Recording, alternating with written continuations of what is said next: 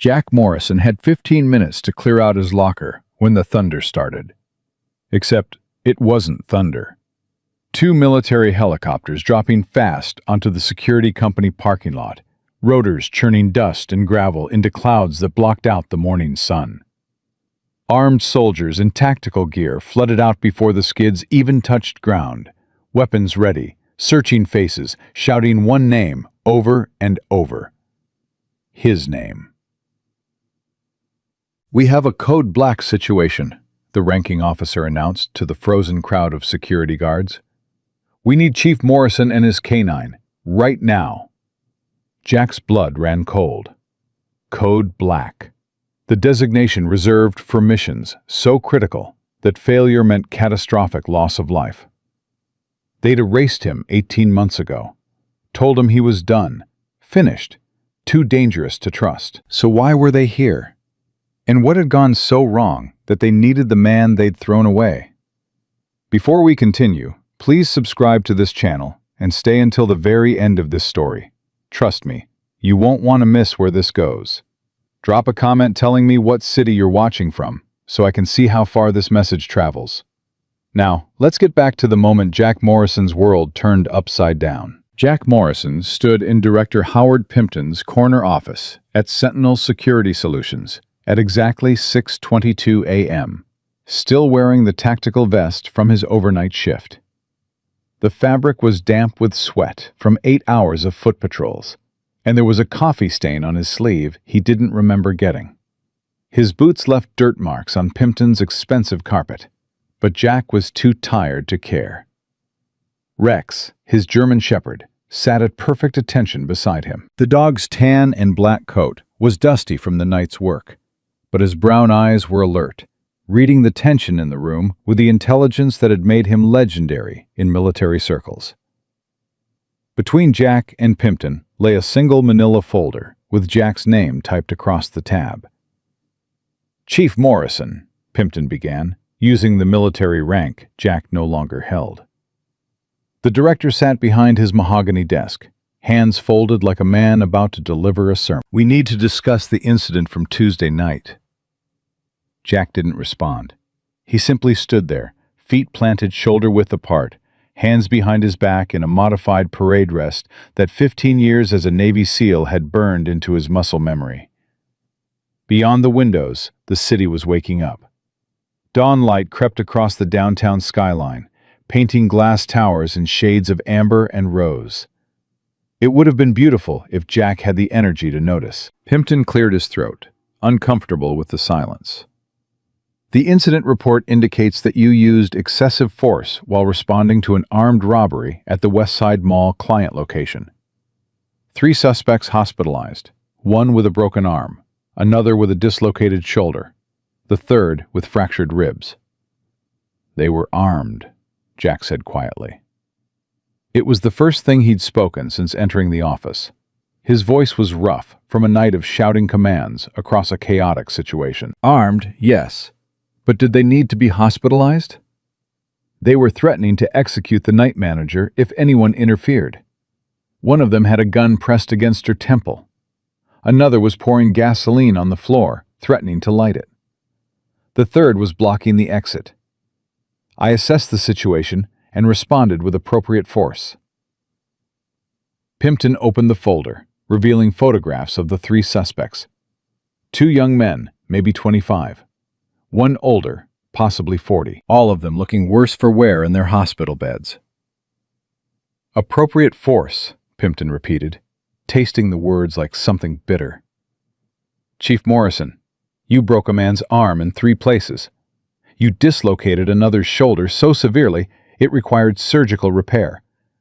And you fractured the 3rd suspect's ribs with what the emergency room doctor described as precision strikes suggesting professional combat training. I stopped a violent felony in progress using the minimum force necessary to neutralize the threats while protecting the hostage." "Minimum force?"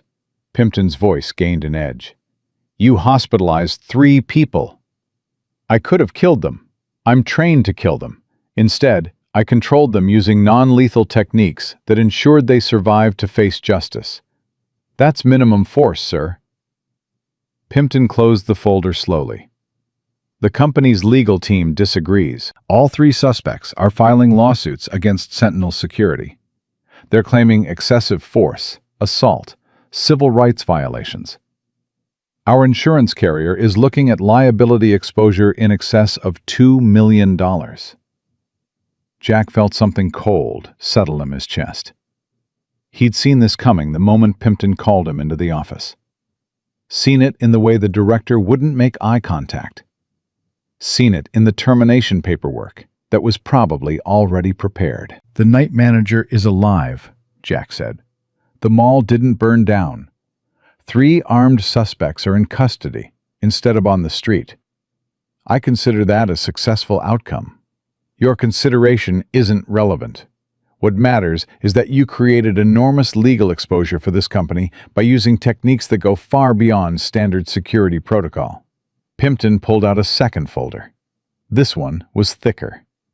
"This isn't the first time, Chief Morrison. In the 6 months you've worked here, you've had 12 incidents where your use of force exceeded company guidelines. You've been counseled. You've been warned. You've been told repeatedly that this is not a military operation, and you cannot treat civilian situations like combat zones. I treat situations according to the threat level they present. That's exactly the problem. You see threats everywhere because that's what you were trained to do. You respond with military tactics because that's all you know. But we're not in Afghanistan, Chief Morrison. We're in civilian security.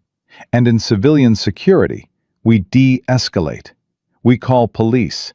We don't break arms." Jack thought about the night manager, a woman named Carmen Rodriguez, single mother of 2, working overnight to pay rent. Thought about the gun pressed against her temple, the finger on the trigger, the look in her eyes that said she believed she was about to die. If I'd waited for police, Carmen Rodriguez would be dead. If I'd tried to de-escalate with men high on methamphetamine who'd already stated their intention to kill witnesses, Carmen Rodriguez would be dead. I made the decision that gave her the best chance of going home to her kids. Pimpton stood up, signaling the conversation was reaching its conclusion.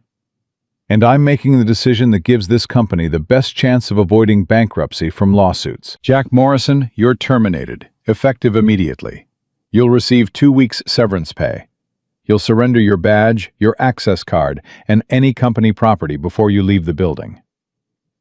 Jack looked at the termination letter lying on the desk, at his name printed in clean corporate font above the words "Immediate termination for cause." He could argue, could point out that Carmen Rodriguez was alive because he'd done exactly what needed doing, could mention that 12 excessive force incidents in 6 months meant he'd protected 12 people who would have been harmed if he'd followed protocol and waited for backup. But Pimpton's face told him everything he needed to know. This wasn't about right or wrong.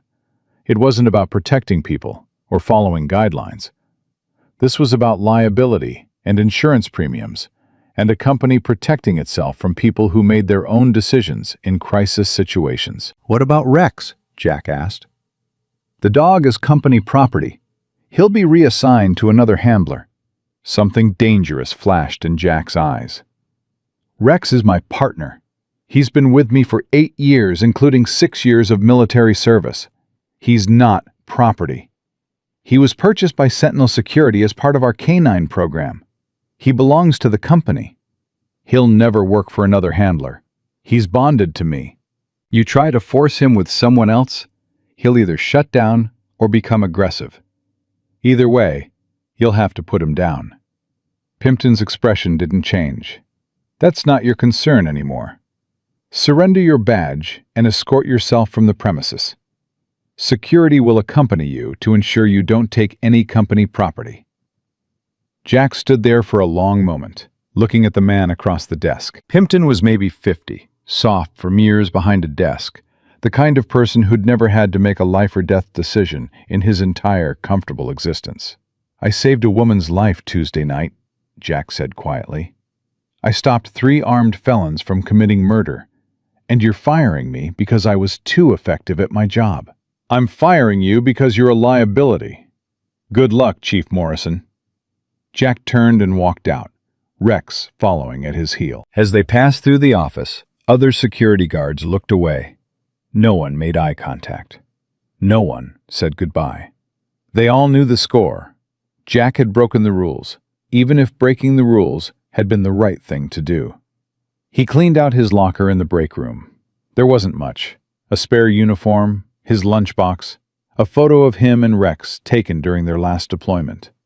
Everything that mattered about his life fit in a small cardboard box. At 6:48 a.m., Jack Morrison walked out of Sentinel Security Solutions for the last time.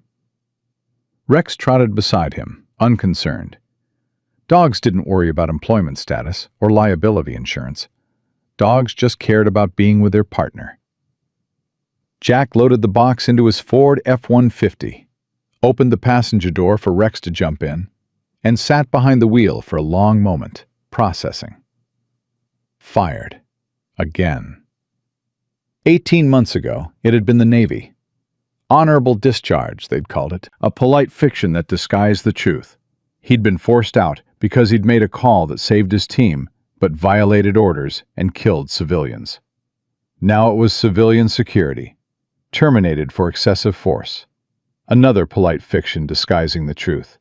He'd saved a life, but created legal liability. The pattern was becoming clear.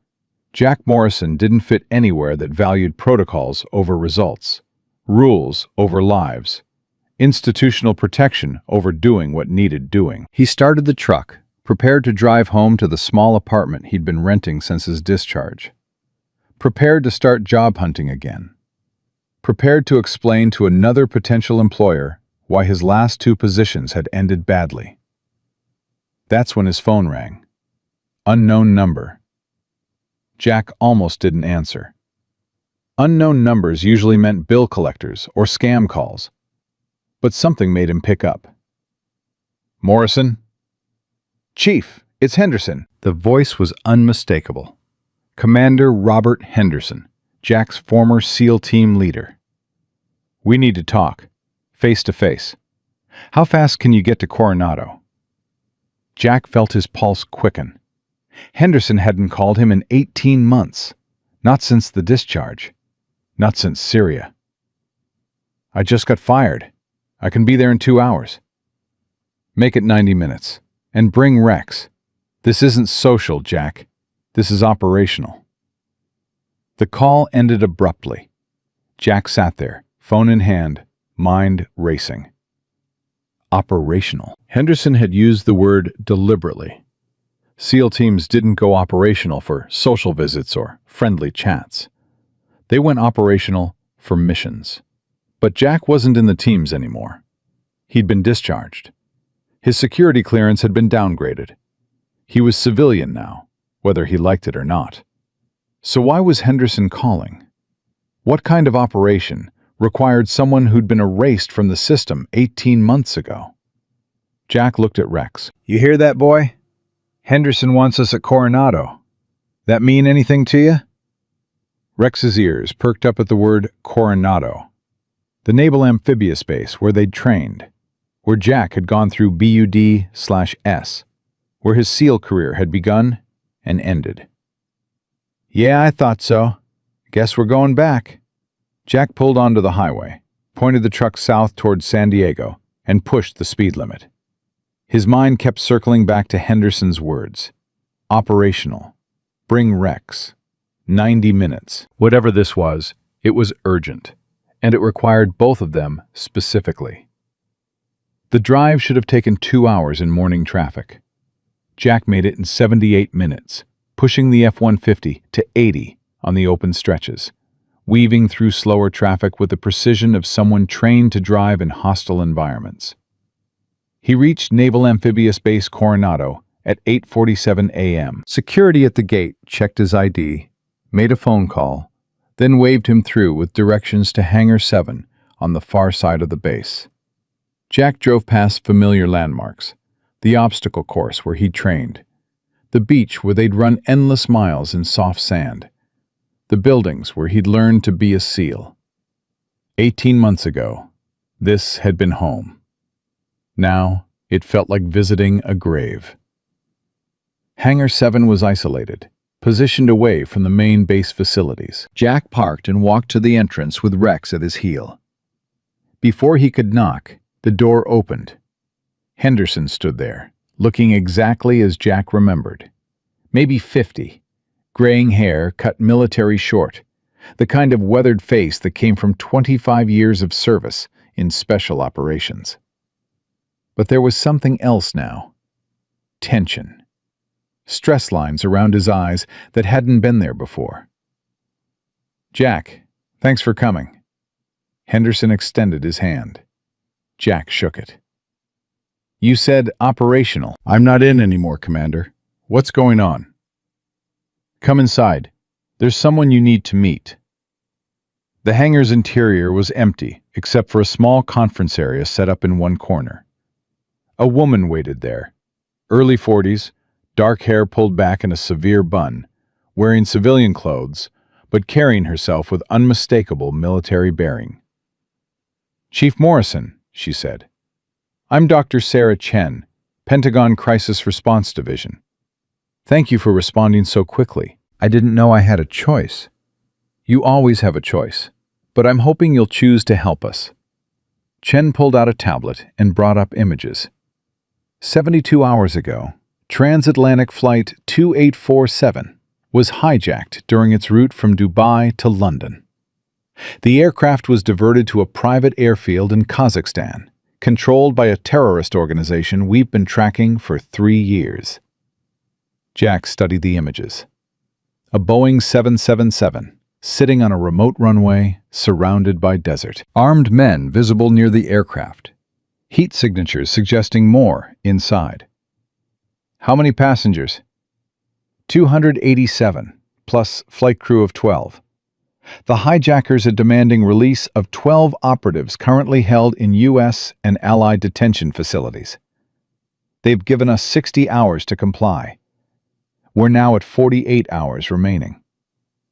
"What do they do if you don't comply?" "They start executing hostages, one every 6 hours until we meet their demands." Jack handed the tablet back. "Sounds like a negotiation problem, or a hostage rescue team problem. Why am I here?" Chen swiped to new images.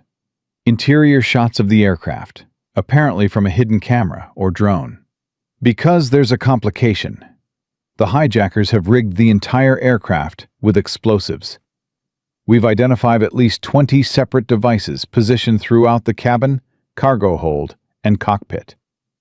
If we breach conventionally, they detonate everything. Every hostage dies. Every rescuer dies. You need a bomb dog. We need the best bomb dog." Chen pulled up Rex's service record. Rex detected 214 improvised explosive devices during his 6 years of military service. 147 in Afghanistan, 67 in Iraq and Syria.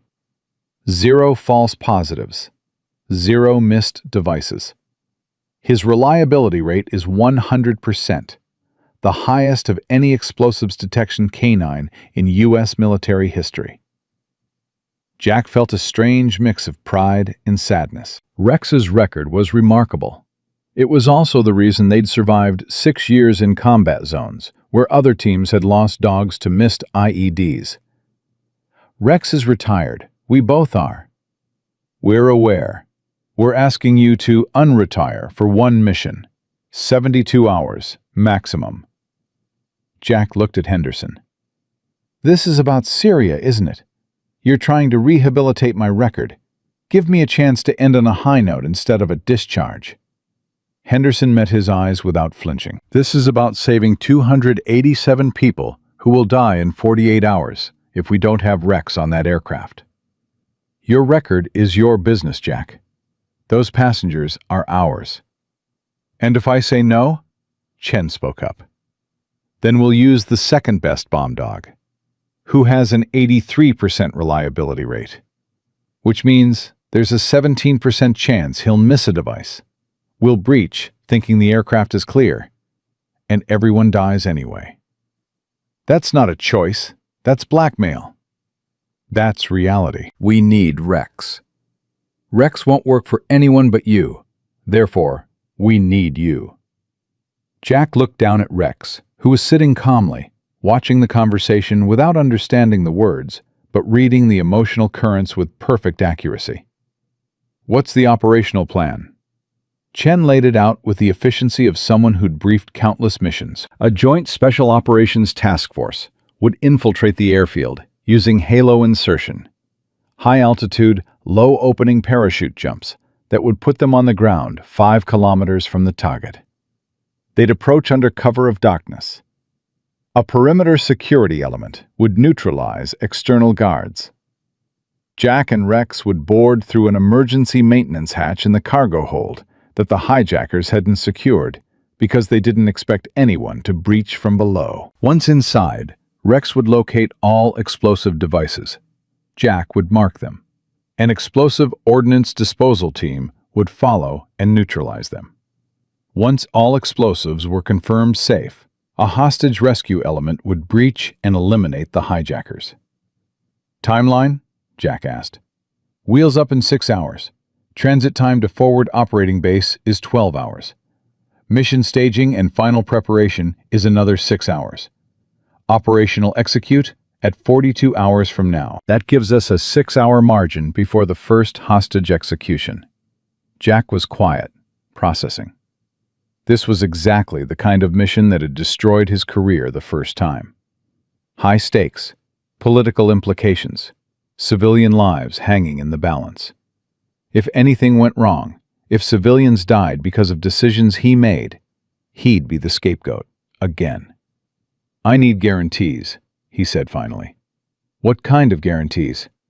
"Rex gets full medical care for life, regardless of mission outcome. If I don't make it back, he goes to a handler who'll treat him right. Not a kennel. Not euthanasia. Not reassignment to someone who doesn't know him." "Done," Chen said immediately. "And if this goes wrong, if civilians die because of split-second decisions made in impossible situations, I don't take the fall alone.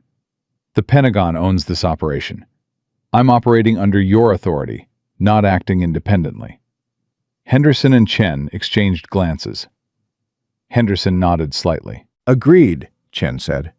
"This is a fully sanctioned operation authorized at the highest levels. You'll be operating under direct command of the Joint Chiefs.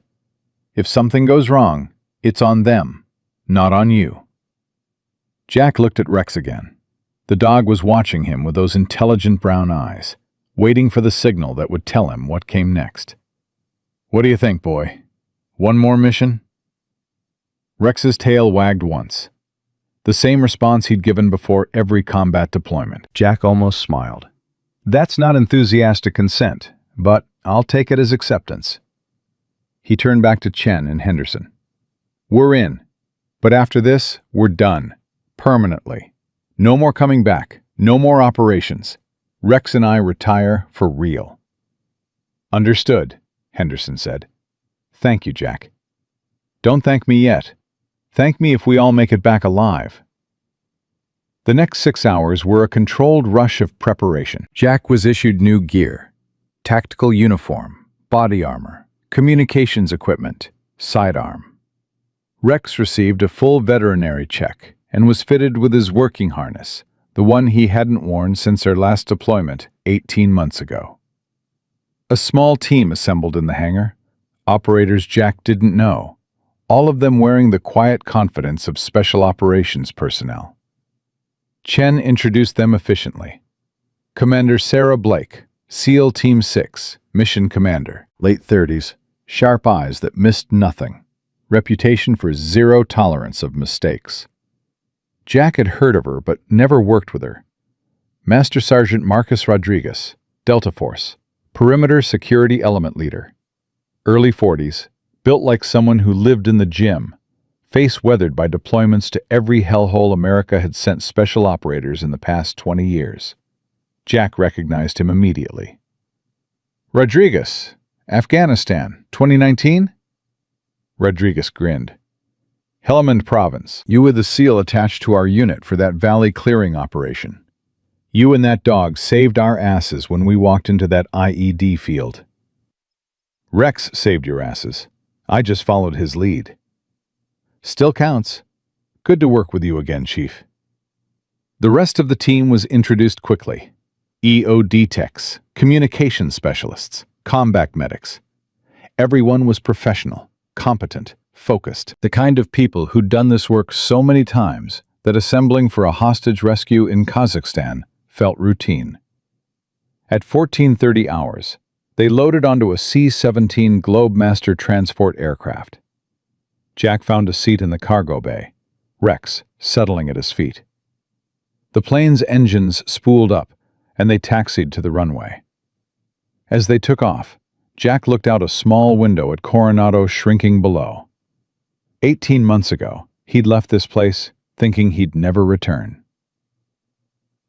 Now he was back, headed into exactly the kind of situation that had destroyed his career the first time. Henderson appeared, taking the seat next to Jack.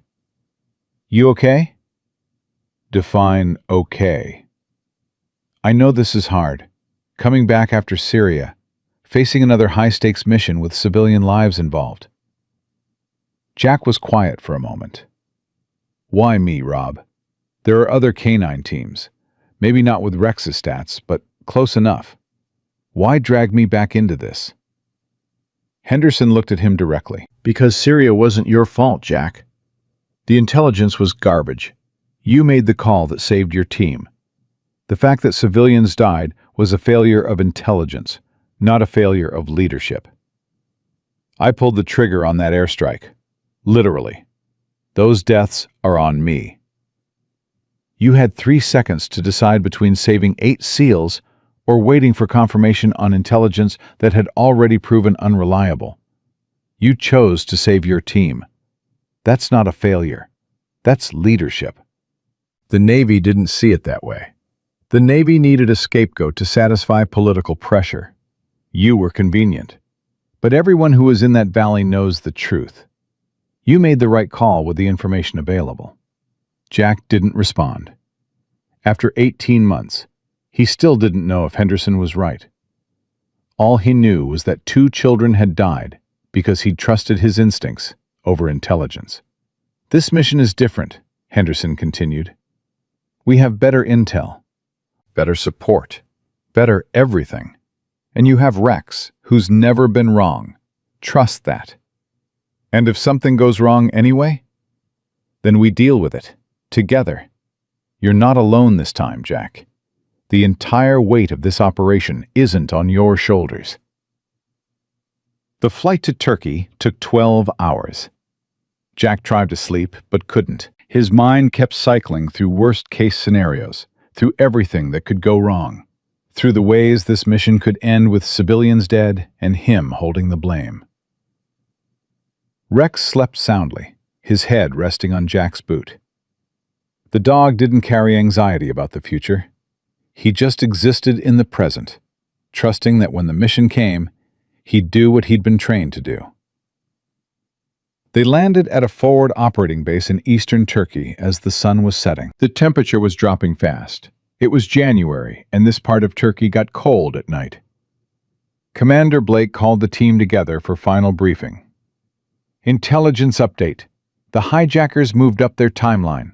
First execution is now scheduled for 36 hours from now, instead of 48. Someone tipped them that we're planning a rescue." Murmurs around the group. Jack felt his chest tighten. "We're compressing our timeline," Blake continued. "Mission execute in 24 hours instead of 30. That means less rest, less prep time, less margin for error. Questions?" One of the younger SEALs spoke up. "Ma'am, if they know we're coming, won't they be expecting us?" "They know someone's coming. They don't know when, how many, or from what direction. We maintain operational surprise through speed and unconventional approach vector. Anything else?" No one spoke. "Then get food and rest. We stage at 0400 hours. Wheels up at 600. Mission execute at 1800 hours local time." The team dispersed. Jack found a quiet corner of the base and went through Rex's pre-mission routine. Paw inspection, physical check, scent training refresher. Rex performed perfectly, his muscle memory intact despite 18 months away from operational tempo. Rodriguez approached, carrying 2 MREs. "Figured you might be hungry." "Thanks." Jack tore open the meal. Beef stew. Not great, but edible. Rodriguez sat down nearby. "How you holding up?" "Define holding up." "Fair enough. Look, I heard about Syria. What happened after? And I want you to know, everyone who was there knows you made the right call. You saved a lot of lives that day. I also ended a lot of lives. Enemy combatants who were about to overrun our position.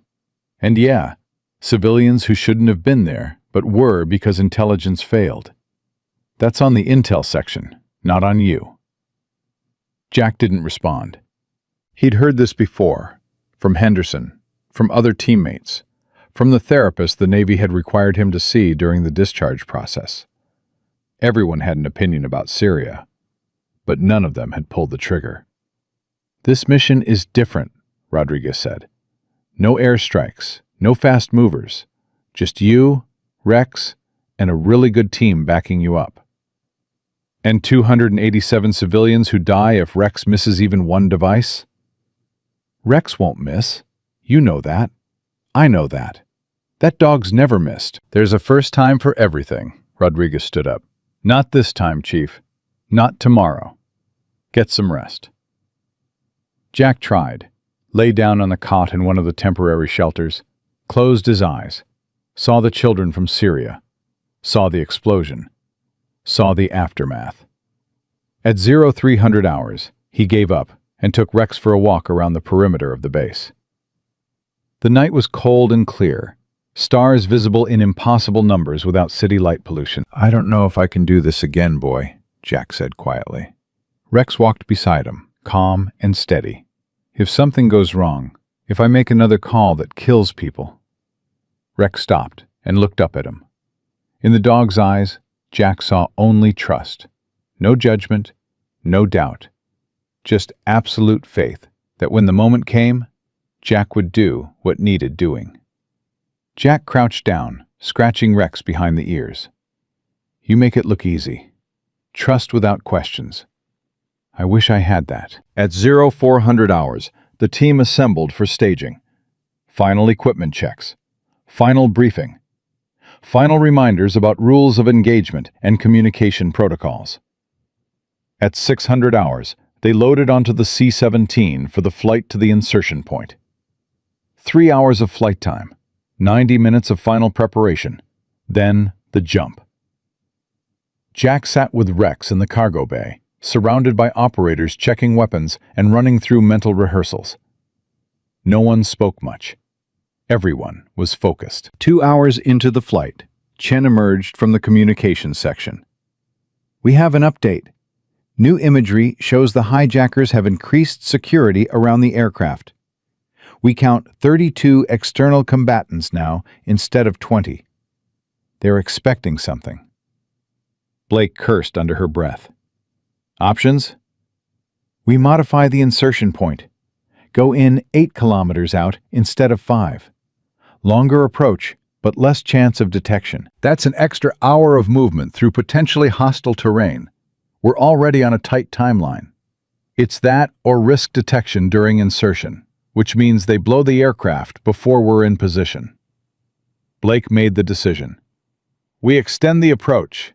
Everyone, we're looking at an extra 90 minutes of ground movement after insertion. Adjust hydration and energy accordingly." Jack checked his watch. The window was getting narrower. 45 minutes to search an entire 777 for explosive devices was already tight. Now they'd have less time to actually execute because of the longer approach. 1 hour from insertion, the jumpmaster called out warnings. Jack secured Rex in the tandem harness they'd used on every Halo jump. The dog was calm, experienced, ready. The ramp lowered. Cold air rushed in. Below was darkness. They were jumping at 25,000 feet, oxygen masks on, free-falling to 3,000 feet, before deploying parachutes. 5 minutes! Blake looked back at the team, made eye contact with each operator. When she reached Jack, she nodded once. Acknowledgement, trust, shared purpose. 1 minute! Jack stood at the door, with Rex harnessed to his chest. The rush of wind, the darkness below, the familiar mix of adrenaline and focus that came before every combat operation. 30 seconds! The green light flashed. Go, go, go! Jack stepped into nothing. The fall was silent except for the rush of air. Count to 30, then deploy.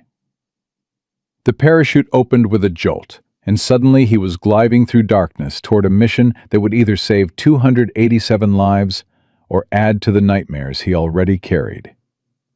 Below, somewhere in that darkness, people were waiting to die.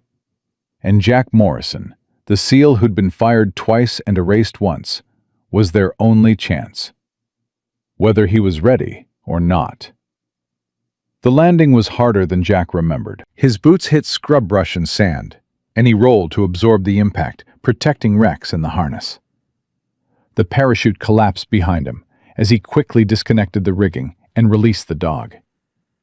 Rex shook himself once and immediately went to work scanning the area, nose to the ground, checking for threats the way he'd been trained. Through his night vision goggles, Jack could see the rest of the team landing in a scattered pattern across the drop zone. Within 4 minutes, all 12 operators were on the ground. Within 6 minutes, they'd cached their parachutes and formed up for movement. Blake's voice came through the comm system, barely a whisper. Command, Falcon 1. All elements on ground. Beginning approach to target. Falcon 1, confirmed. You have 22 hours until first execution. Clock is running. 22 hours. Jack did the math. 8 kilometers to cover. 90 minutes of movement if they maintained good pace. That left them arriving at the target at approximately 2,000 hours local time. They'd need to wait for full darkness to approach the aircraft, which didn't come until after 2100 in this region at this time of year. Then the actual operation. Boarding, searching, marking devices, waiting for EOD to neutralize. The window was razor thin. The team moved out in a tactical column. Rodriguez's element on point, Blake in the middle with the assault team, Jack and the EOD techs near the rear. They moved fast but carefully, using night vision to navigate terrain that was mostly flat desert with occasional rocky outcroppings. 30 minutes into the movement, Rodriguez raised a fist, the signal to halt. Everyone froze. Through the comm. Falcon 1, perimeter lead. I have movement 300 meters north. Possible patrol. Blake responded immediately. All elements hold position. Perimeter lead, confirm contact. Silence. Jack counted his heartbeats. Rex was motionless beside him, sensing the tension, waiting for commands. Rodriguez's voice came back. Confirmed. 4 individuals in civilian clothes, armed with AK pattern rifles, moving east to west across our route. If we wait 60 seconds, they'll pass without detecting us. Hold position. Do not engage unless compromised. Jack watched through his night vision as 4 figures moved across the desert, maybe 3 football fields away. They were walking casually, weapons slung, clearly not expecting to encounter anyone. A patrol, but not an alert one. 40 seconds. 50. 60. The figures disappeared behind a rise. Clear, Rodriguez whispered. Continuing movement. They moved for another hour without incident. The terrain was exactly as the satellite imagery had shown. Mostly flat, minimal vegetation. Excellent sightlines, which meant excellent fields of fire if someone spotted them. At 90 minutes into the approach, they reached a low ridge that overlooked the airfield. Blake called a halt and brought up the spotters. Through high-powered optics, Jack could see the airfield clearly, despite the darkness. A single runway, poorly maintained. Several buildings that looked abandoned. And the 777, sitting at the far end like a beached whale. "Count the external security," Blake ordered.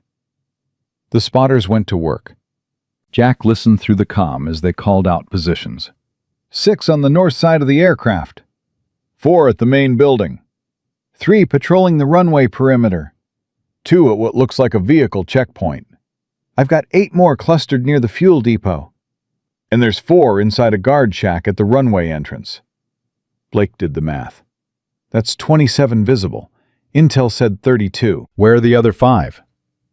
Possibly inside the aircraft with the hostages, one of the spotters suggested. Or sleeping in the buildings, another added. It's 20-30 hours local. Shift change might be coming. Blake spoke into the command channel. "Command, Falcon 1. We have visual on target. Confirm 27 external hostiles visible, possibly 5 more concealed. Requesting updated intelligence on internal aircraft status." The response took 40 seconds. "Falcon 1, latest intel suggests 6 to 8 hijackers inside aircraft with hostages. Total hostile count estimated 33 to 35. Be advised, we're picking up increased radio chatter from the site. They're agitated about something. Do we have translation?" "Working on it. Stand by." Jack felt his chest tighten. Increased radio chatter and agitated behavior meant something had changed. Either they detected the approach somehow, or they were preparing for something. Blake made a decision. "We're not waiting for full darkness. We move in 30 minutes. The agitation suggests they might be preparing to execute hostages early. We can't risk that." Rodriguez spoke up. "Commander, moving before full darkness increases our detection risk." "I'm aware, but I'm not willing to risk them killing hostages while we wait for perfect conditions. We adapt the plan. Perimeter element moves now, takes positions around the airfield. Assault element and search team wait until perimeter reports ready. Then we move fast to the aircraft." Questions? "What about the 5 unaccounted hostiles?" someone asked. "We deal with them as they appear. Rodriguez, move your element into position. Quiet and fast." "Copy. Moving now." Rodriguez and his 6-man team melted into the darkness, moving with a kind of practiced silence that came from hundreds of operations. Jack watched them disappear and felt a familiar mix of admiration and anxiety. Those men were about to position themselves within shooting distance of 30-plus armed hostiles. And if even one thing went wrong, the entire operation would collapse into chaos. 15 minutes passed. Jack sat with Rex, running through mental rehearsals of what came next. Board through the cargo hatch. Deploy Rex for search. Mark every device he finds. Don't miss anything. Don't let 287 people die because he wasn't thorough enough. Falcon 1, perimeter lead. We're in position. I have clear shots on the 6 north side hostiles and the 4 at the main building. The patrol element is out of position. They're moving toward the fuel depot. Acknowledged. Stand by for execute order. Blake turned to Jack. "Chief Morrison, when we give the go signal, you'll have 45 minutes maximum to complete the search. After that, we have to assume the hijackers will start executing hostages regardless of demands. Can Rex work that fast?" "He's worked faster, but I need complete silence during the search. Any comms chatter, any movement noise, it can mask the sense he's tracking." "Understood. Once you're aboard, we go full comm silence, except for emergencies." The command channel crackled. "Falcon 1, command. Translation of radio chatter indicates the hijackers are preparing to record an execution video. They're moving up their timeline. You need to execute now." Blake didn't hesitate. "All elements, this is Falcon 1. Execute, execute, execute." Through his night vision, Jack watched Rodriguez's element open fire. The suppressed weapons made barely any sound, but the effect was immediate. 6 hostiles on the north side of the aircraft dropped simultaneously. The 4 at the main building went down a heartbeat later. The three patrolling the runway perimeter started to react, but they never made it to cover. Rodriguez's snipers put them down before they could raise an alarm. Falcon 1, perimeter lead. 12 hostiles neutralized. The vehicle checkpoint guards heard something. They're moving to investigate. Take them. 2 more suppressed shots. The checkpoint guards dropped. Fuel depot element is still mobile. They're behind hard cover. I don't have clean shots. Keep them pinned. Assault element, move to the aircraft. Search team, you're with me. Jack and Rex ran.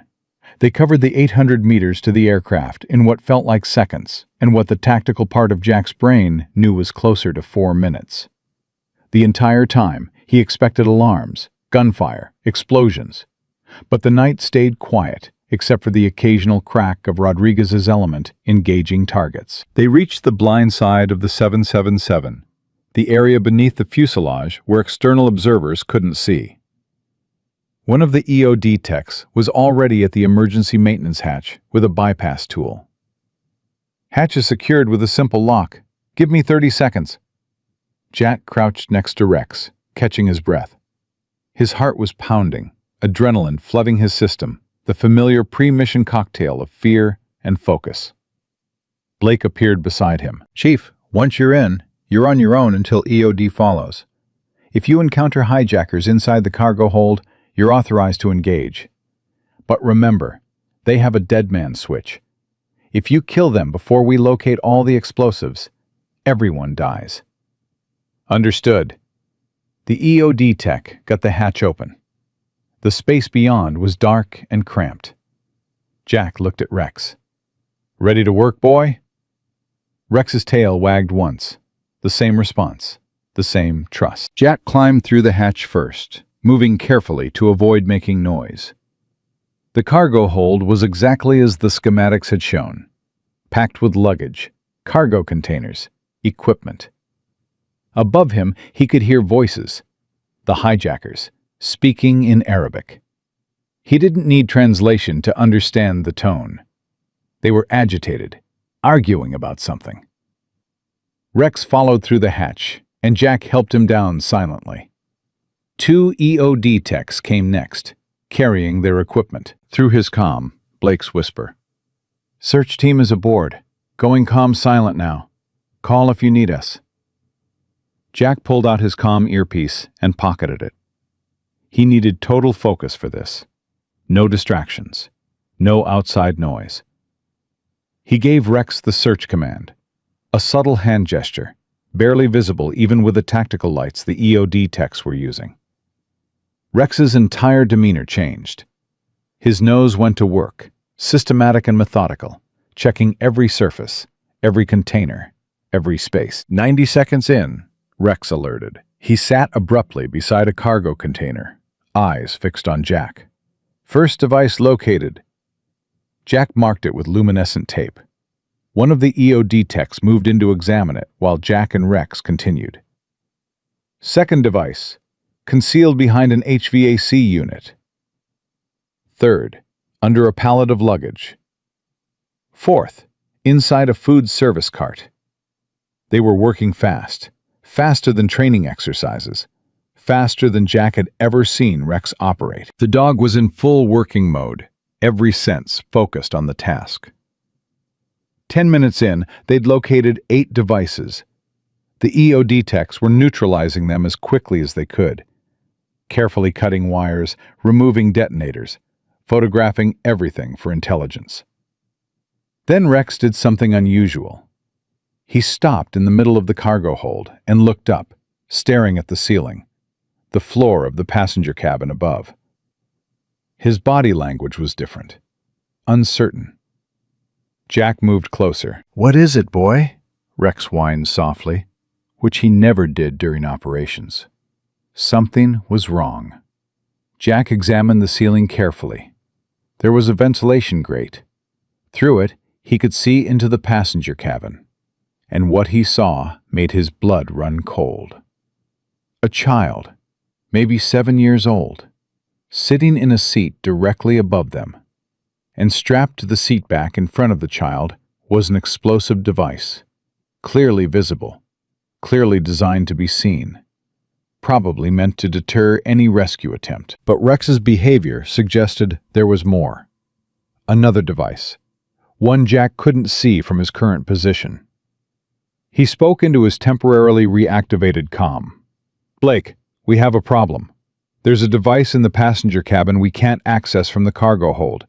It's attached to a seat with a child sitting nearby." The response was immediate. "Can Rex confirm location without entering the cabin?" Jack looked at Rex. The dog was still staring upward, still showing uncertainty. "Negative.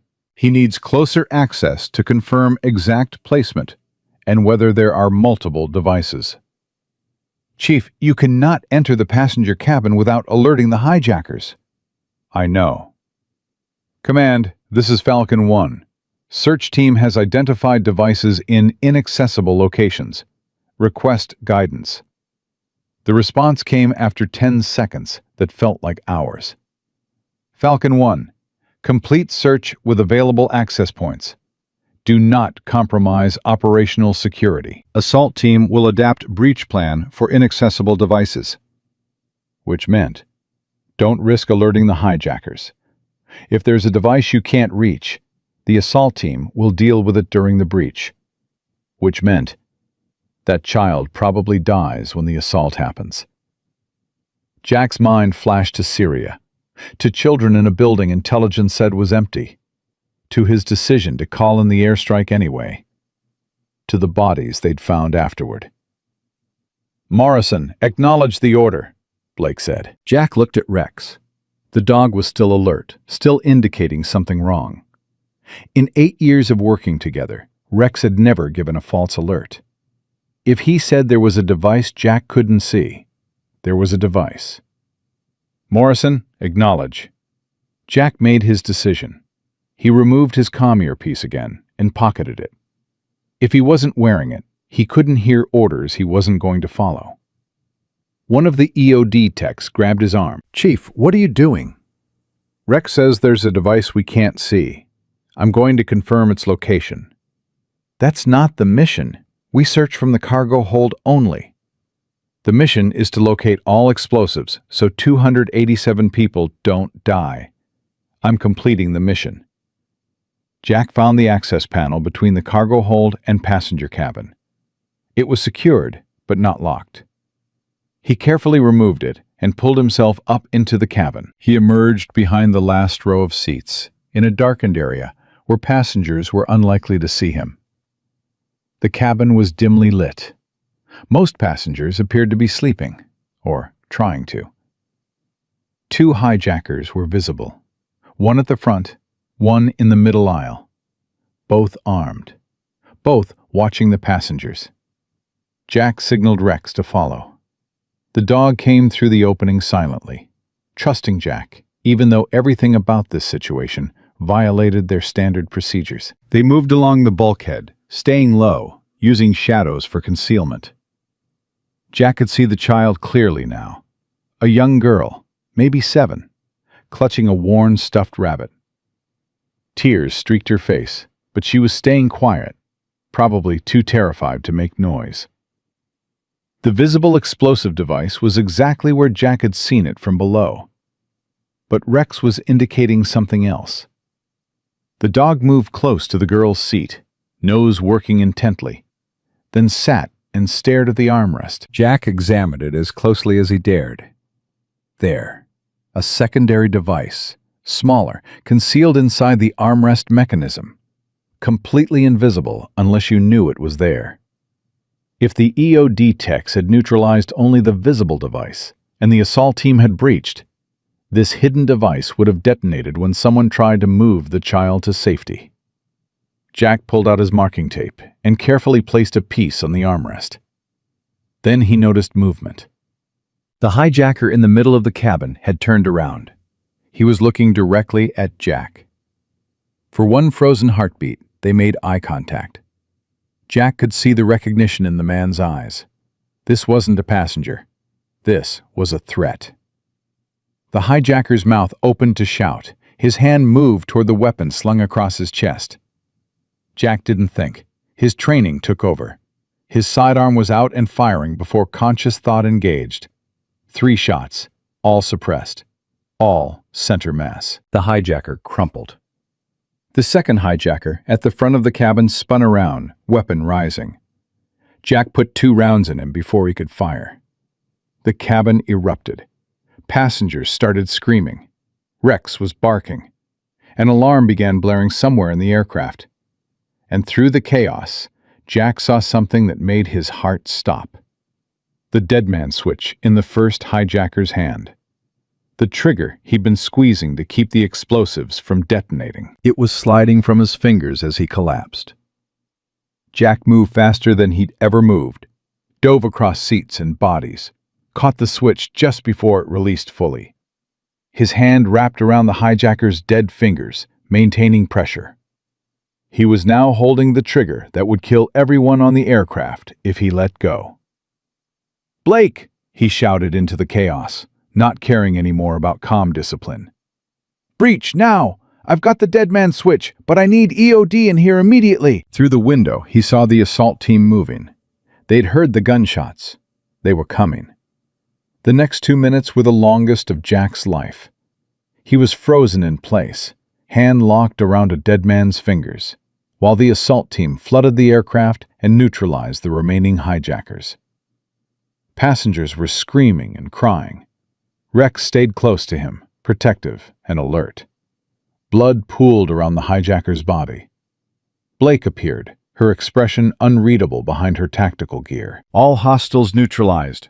All passengers accounted for." An EOD tech rushed to Jack's position. "Sir, I need you to very slowly, very carefully transfer pressure to my hand. On my count.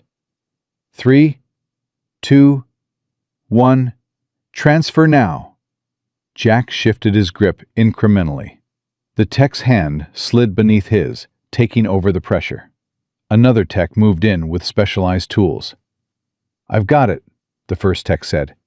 "Maintaining pressure. Don't move." "Working the disarm," the second tech said. 30 seconds. Those 30 seconds felt like 30 hours. Finally, "Switch is neutralized. Safe to release." Jack let go. His hand was shaking. He was covered in the hijacker's blood. "The child," he said to Blake. "The girl with the stuffed rabbit. There's a secondary device in her armrest." Blake nodded to an EOD tech, who immediately moved to the seat. The girl's parents were there now, holding her, crying with relief and terror. "Device confirmed," the tech called out. Exactly where Chief Morrison marked it. If we'd evacuated without finding this, it would have detonated during passenger movement. Blake looked at Jack. "You disobeyed direct orders. You removed your comm to avoid hearing those orders. You compromised the entire operation." "I saved that child's life, and probably a dozen others who would have been near her when the hidden device detonated. You made a call that could have gotten everyone killed." "I made the call that had the highest probability of success based on information I had that Command didn't. Rex's behavior indicating a device they couldn't see."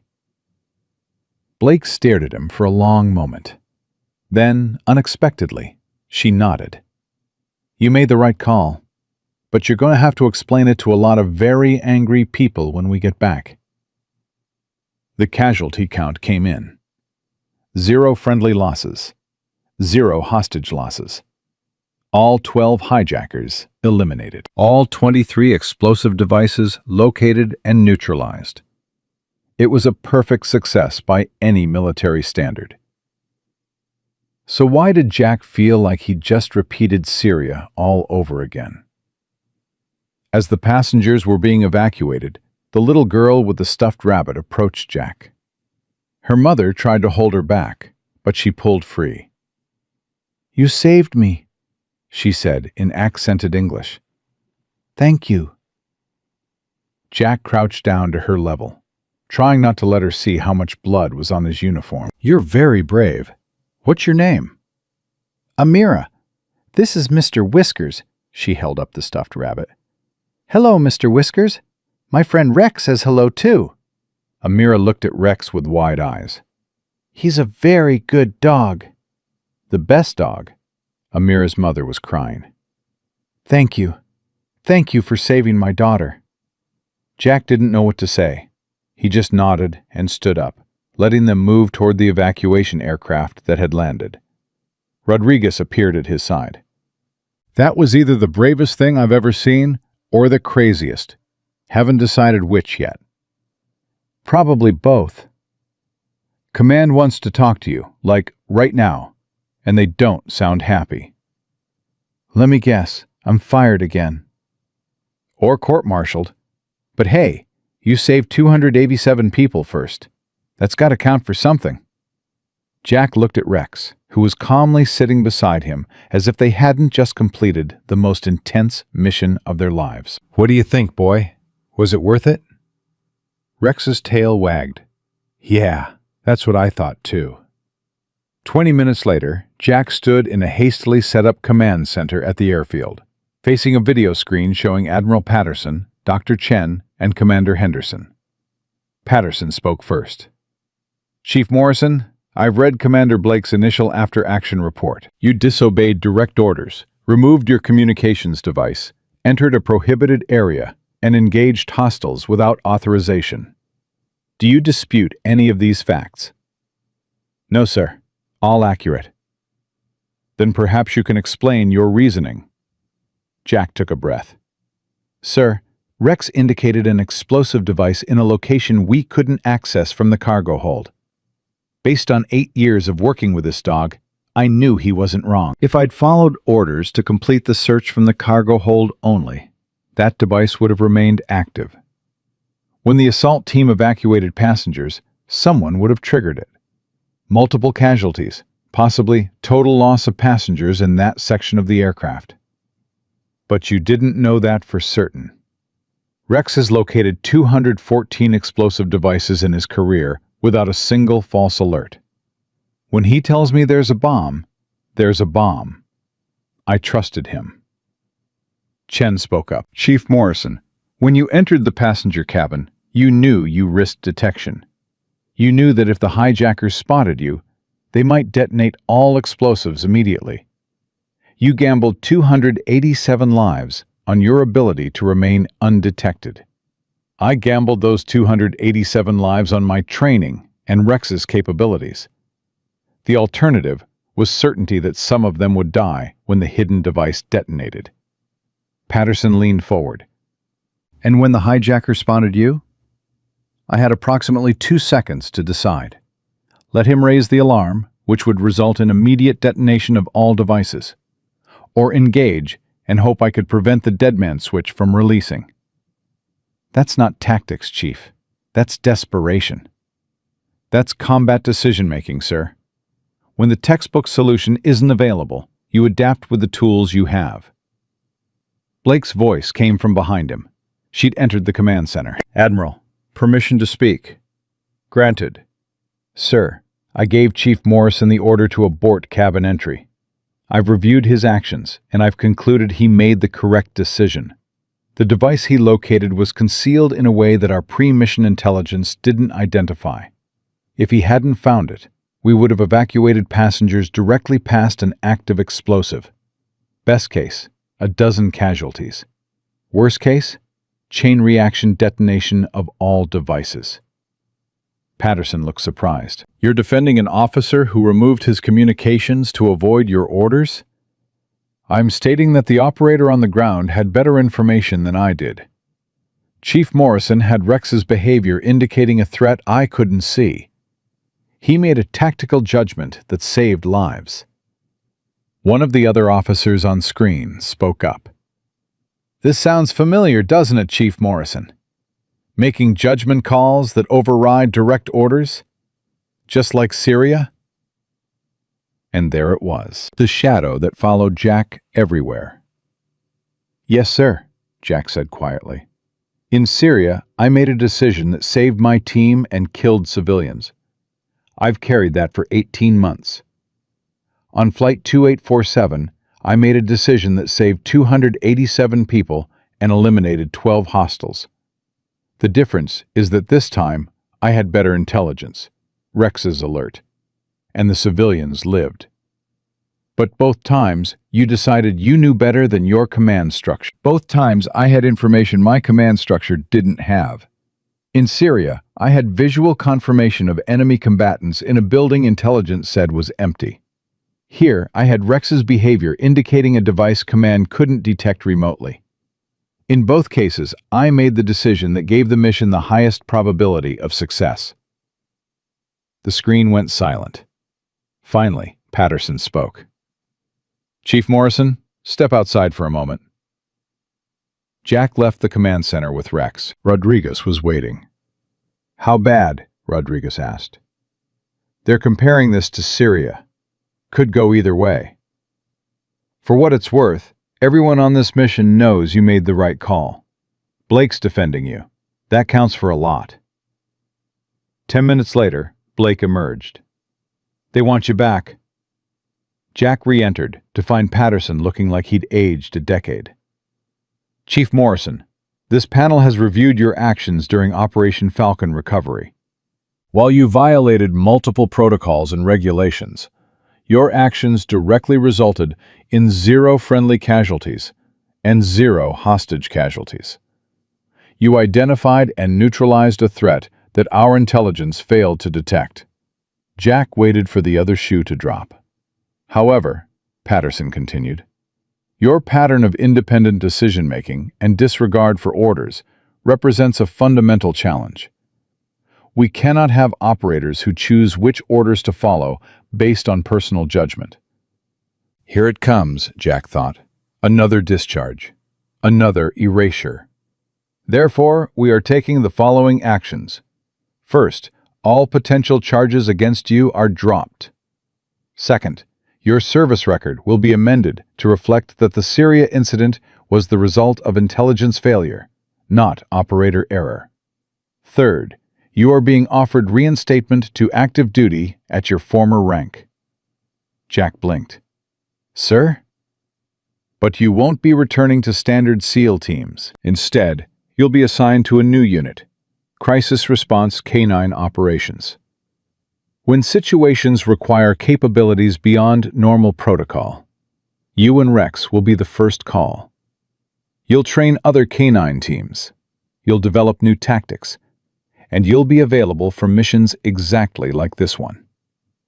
Chen added, "Chief Morrison, what you and Rex did today can't be replicated through standard training. It's instinct, experience, and trust built over years. The military needs that capability." Patterson stood. "You have 72 hours to decide. Accept the assignment or take an honorable discharge with full benefits. No questions asked. But I hope you accept. Because what you proved today is that sometimes the people who don't fit standard command structures are exactly the people we need when everything goes wrong." After the call ended, Jack sat outside the command center with Rex, processing. Rodriguez found him. "So, what's the verdict?" "They want me back. Special assignment. Training canine teams. Responding to crisis situations." "You going to take it?" Jack looked at Rex. "What do you think, boy? Want to keep working?" Rex's tail wagged. "That's not a yes." "That's close enough," Rodriguez said. "Jack, you just saved 287 people. You proved that trusting your instincts and your dog is worth more than following bad orders. You going to walk away from that?" "I walked away before, after Syria." "Syria happened to you. This is you choosing what comes next. Big difference." Jack thought about that. About Carmen Rodriguez, the security guard he'd saved. About Amira and her stuffed rabbit. About 287 people who were alive because he'd trusted Rex and himself over protocol. "Yeah," he said finally. "Yeah, I think I'm going to take it." Rodriguez grinned. "Good, because the world needs more people who run toward the fire when everyone else runs away." 3 days later, Jack stood in the Pentagon, signing papers that would make him active duty again. Henderson was there, along with Chen and several other officials. "Welcome back, Chief," Henderson said. "Thanks, I think." "One more thing," Chen said. "The little girl, Amira? Her family wanted to thank you personally." She led Jack to a conference room where Amira and her parents waited.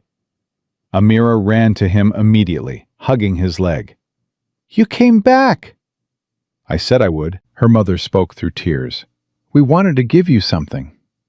She handed Jack a photograph. Amira, holding Mr. Whiskers, the stuffed rabbit, smiling, alive. "So you remember why the work matters," her father said. Jack took the photo, feeling emotion he hadn't let himself feel before. "Thank you," he managed.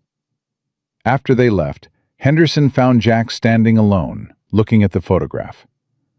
"You okay?" "Syria was 18 months ago. This mission was 3 days ago. I still don't know which one defines me."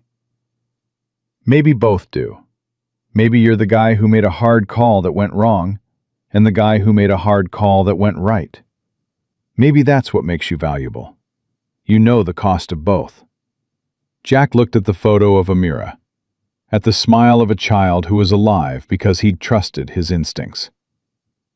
"Maybe," he said. But he knew that Syria would never fully leave him.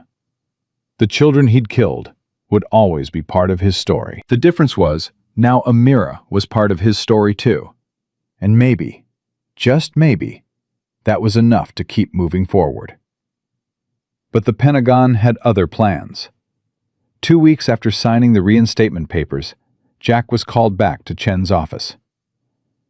"We have a situation," she said without preamble. "And before you ask, yes, we need you and Rex immediately." Jack had barely settled into his new role. He'd been working with 2 junior canine handlers, teaching them the subtle behavioral cues that indicated Rex was detecting something. He'd been writing training protocols. He'd been doing exactly what the Pentagon said they wanted. What kind of situation? Chen pulled up satellite imagery. 72 hours ago, a school bus was hijacked in northern Iraq. 43 children, ages 6 to 12. The hijackers are demanding release of prisoners and threatening to execute the children if we don't comply. Jack felt his stomach drop. Children. Yes, and there's more. Intelligence suggests the bus is rigged with explosives. Same cell that did Flight 2847. They're using the same tactics. Multiple devices, dead man switches, total annihilation if we breach wrong. You want Rex to clear the bus. We need Rex to clear the bus. We've got EOD teams staging, but none of them have a canine with Rex's track record. Jack, these are children. We can't afford any mistakes. Jack looked down at Rex, who was lying calmly at his feet. When do we leave? 6 hours, but there's something you need to know first. Chen hesitated, which was unusual for her. One of the children on that bus is Amira. Jack felt the world tilt. What? Amira Hassan, the girl you saved on Flight 2847. Her family returned to Iraq 3 weeks ago. She was on her way to school when the bus was hijacked. Jack's mind went blank. Amira, the 7-year-old with the stuffed rabbit. The photo he'd taped to his office wall as a reminder of why the work mattered. She survived one hijacking, and now she's caught in another? Probability is cruel sometimes. Her family was returning home after seeking asylum failed. Wrong place, wrong time. Chen looked at him directly. I need to know if this is going to affect your ability to operate. If you're too emotionally invested, I'm going, Jack said flatly. You're not keeping me off this mission. Jack, think about this. If something goes wrong, if you have to make hard calls, then I'll make them, just like I always do. He stood up. 6 hours. We'll be ready. 5 hours later, Jack sat on another C-17, headed to another crisis, with Rex at his feet and the weight of Amira's photo in his pocket. Rodriguez was on this mission too, along with Blake and the smaller team, Just 8 operators total. Smaller footprint, Blake explained during the flight. The hijackers are monitoring approaches. Large force means they detonate immediately. We're going in quiet, fast, and surgical. What's the intel on device placement? Jack asked. Preliminary imagery suggests 4 to 6 devices, but you know how that goes. They always hide more than we can see remotely. How long do I have for the search? 30 minutes maximum. After that, the hijackers have threatened to execute 1 child every 10 minutes. Jack did the math. 30 minutes to search a school bus that could have devices hidden anywhere. Then children start dying if he hasn't found everything. No pressure, Rodriguez muttered. The mission timeline was brutal. They landed at a forward base in Iraq at 0200 hours. Mission briefing at 0230. Infiltration at 0400. Execute at 0530, just before dawn. The hijackers had taken the bus to an abandoned compound 20 kilometers from Baghdad. Satellite showed the bus parked in a courtyard, surrounded by armed guards. Thermal imaging showed 43 small heat signatures inside the bus. The children. 6 larger signatures moving around them. The hijackers. Rules of engagement, Blake said during final briefing. We cannot engage the hijackers until all explosives are neutralized. If we kill them while devices are active, dead man switches trigger and everyone dies. Chief Morrison locates all devices. EOD neutralizes them. Only then do we breach. What if the hijackers detect us before EOD finishes? Someone asked. Then we adapt. But the priority is those children. Everything else is secondary. They inserted via helicopter at 0415 hours, landing 2 kilometers from the target. The team moved fast through dark streets, using night vision and carefully planned routes that avoided cameras and guard positions. Jack and Rex moved in the middle of the formation, protected but ready to deploy the moment they reached the bus.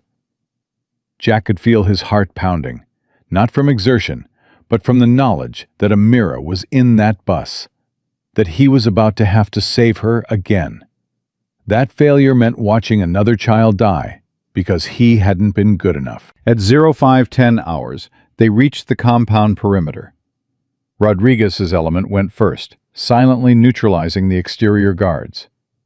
3 men dropped without making a sound. Blake signaled the advance.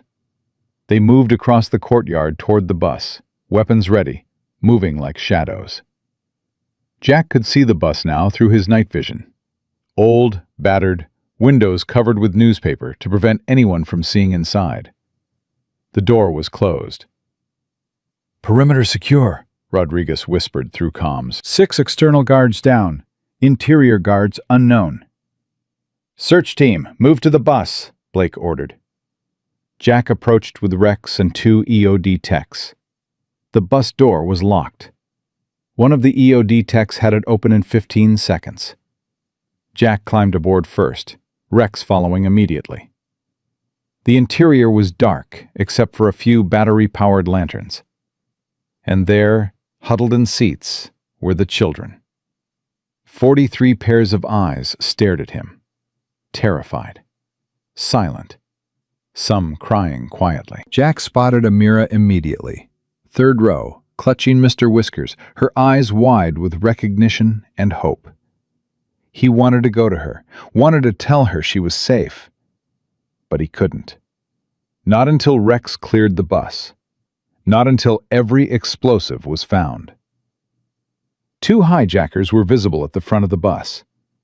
They hadn't noticed Jack yet. They were facing forward, talking in low voices.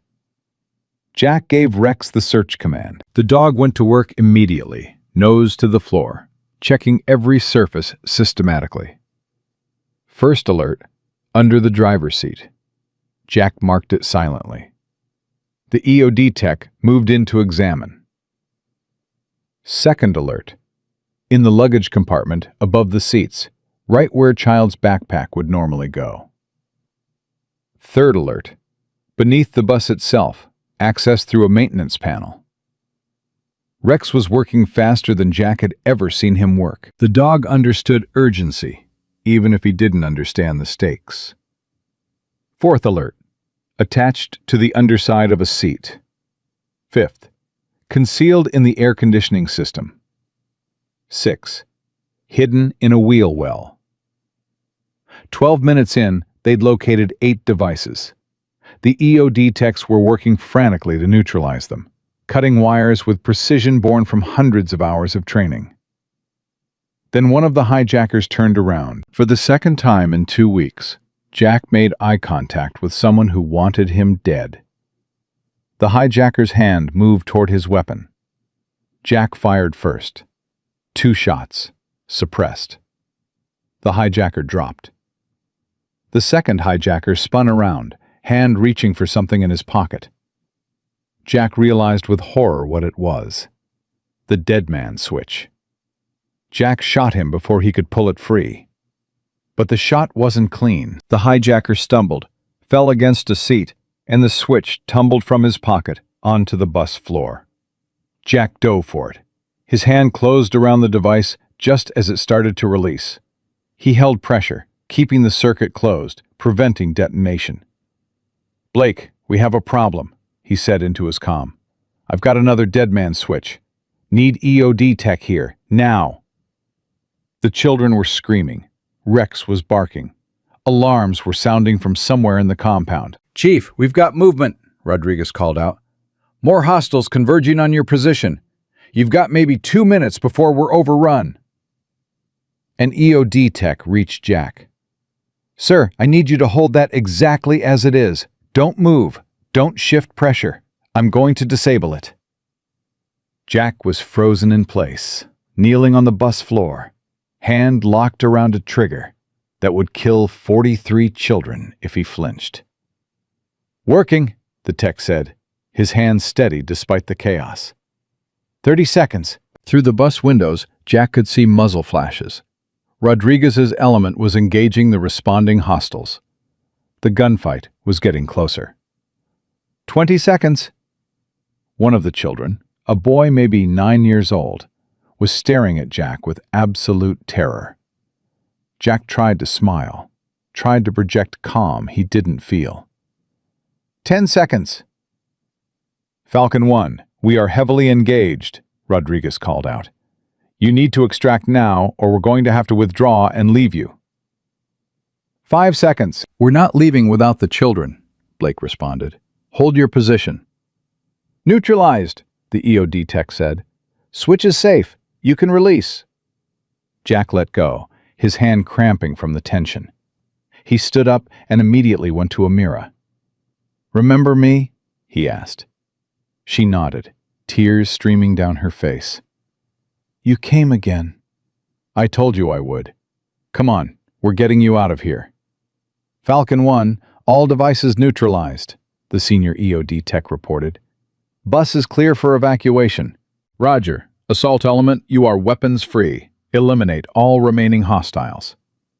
The next 5 minutes were controlled chaos. Blake's assault team swept through the compound, neutralizing the remaining hijackers.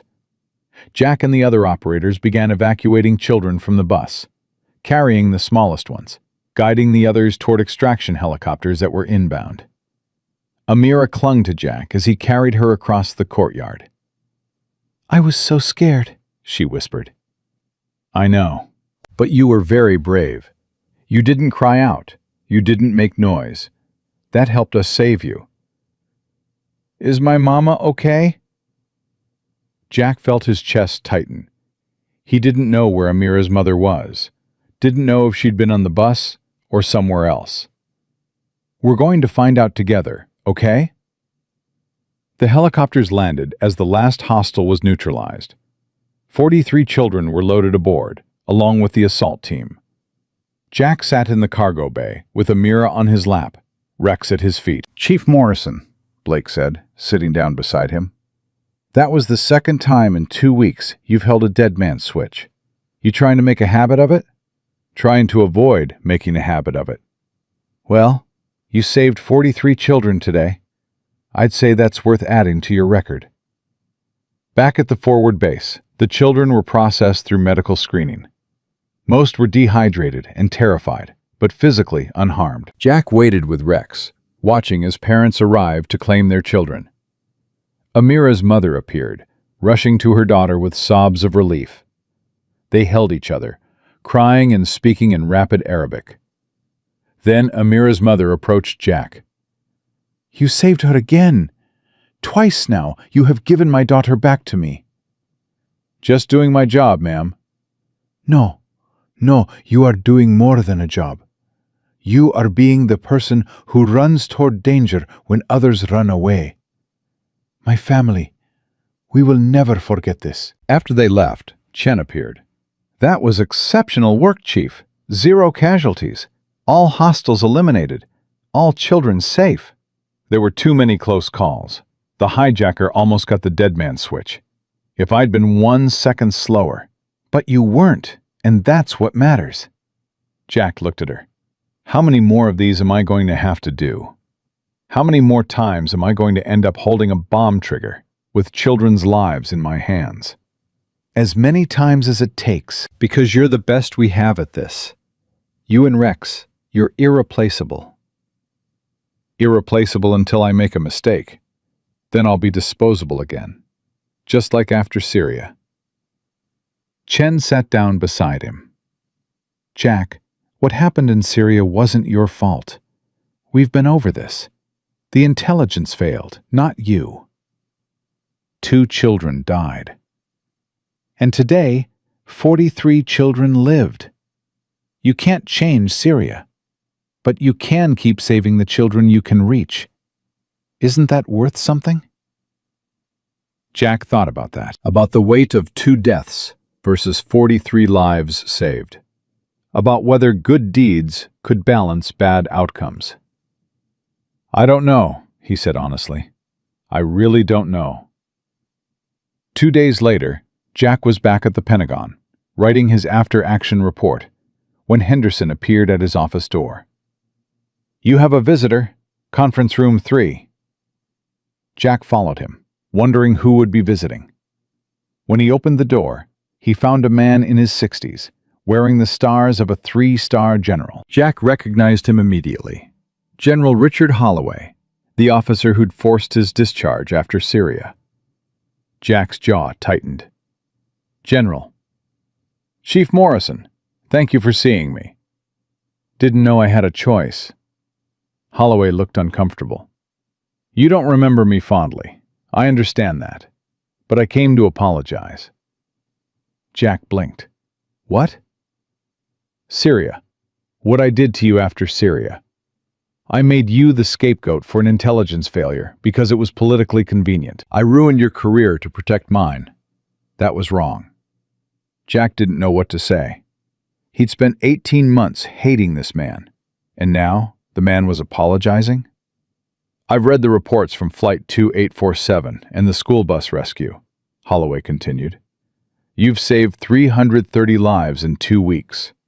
You've proven that your judgment in crisis situations is exceptional. And I've realized that forcing you out after Syria was the worst decision I've made in 30 years of service. Why are you telling me this? Because you deserved better.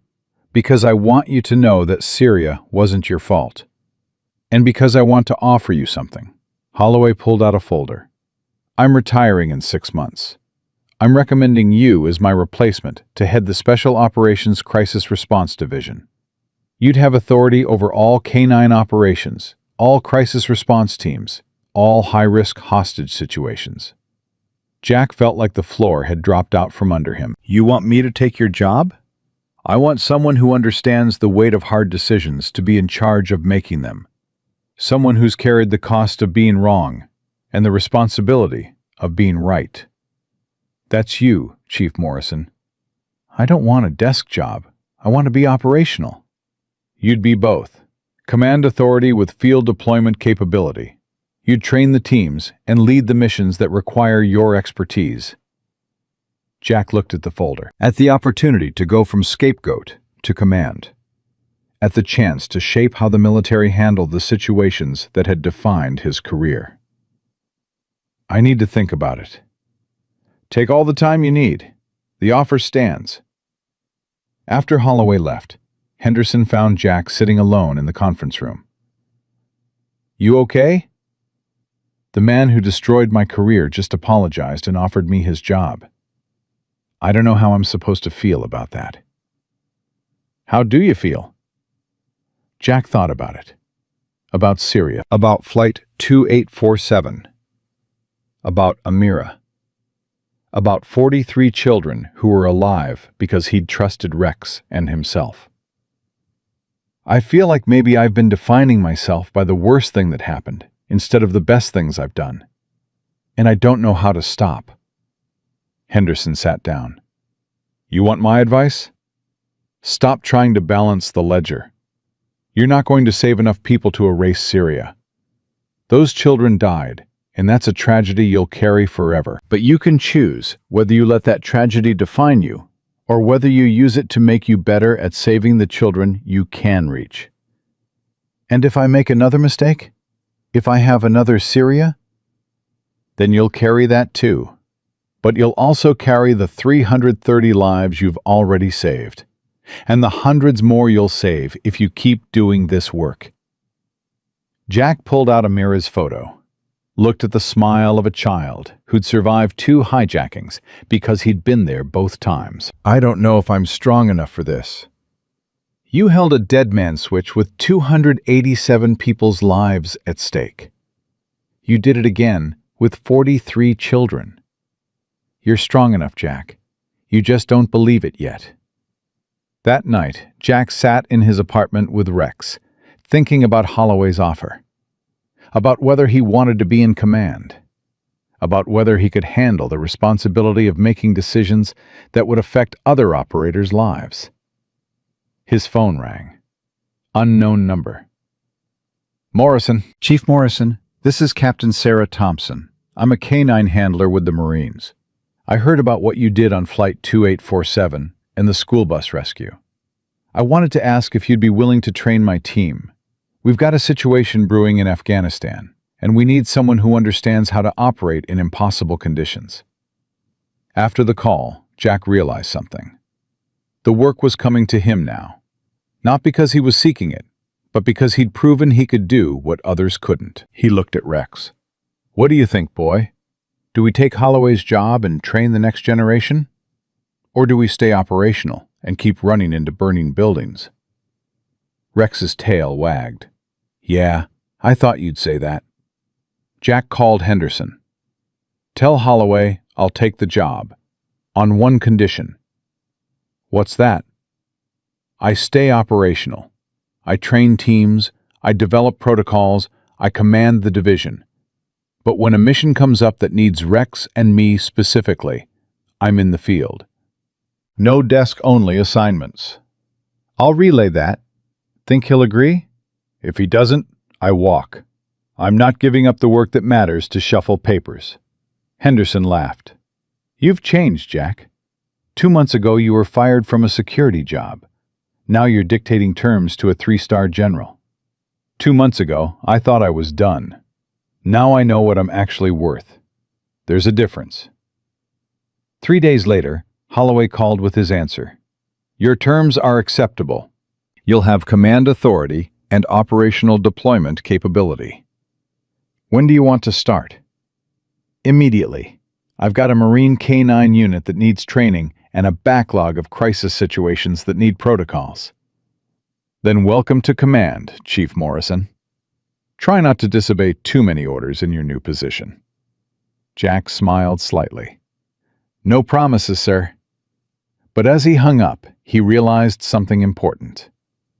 He wasn't the same person who'd been discharged after Syria. He wasn't the same person who'd been fired from Sentinel Security. He was someone who'd learned that sometimes the most important thing you can do is trust yourself when everyone else says you're wrong. He was someone who'd discovered that being irreplaceable meant being willing to make the hard calls no one else wanted to make. He was someone who carried the weight of 2 dead children from Syria and 330 saved lives from 2 rescue operations. And somehow, impossibly, that was enough to keep moving forward. because the work wasn't done. There were more Amiras out there, more children in danger, more impossible situations that needed someone willing to run toward the fire. Jack Morrison had spent 18 months trying to forget he was a SEAL. Now he was ready to remember what that actually meant. Not following orders blindly, not trusting systems that failed, but trusting the dog beside him and the training inside him, and the knowledge that sometimes saving lives meant breaking rules written by people who'd never had to choose between bad options and worse ones. That was who he was, and finally, after everything, he was okay with that. Jack's first day as head of Special Operations Crisis Response Division started at 0530 hours, with a phone call that shattered any illusions about desk work being peaceful. Chief Morrison, this is SOCOM Operations. We have a code red situation in Somalia. Missionary compound overrun by Al-Shabaab. 17 hostages, including 12 children. They're demanding ransom and threatening executions. We need crisis response mobilized immediately. Jack was out of bed before the briefing finished. What's the timeline? Hostages were taken 6 hours ago. Demands were issued 2 hours ago. They've given us 12 hours to deliver $5 million, or they start killing people. What's the intel on explosive devices? Unknown.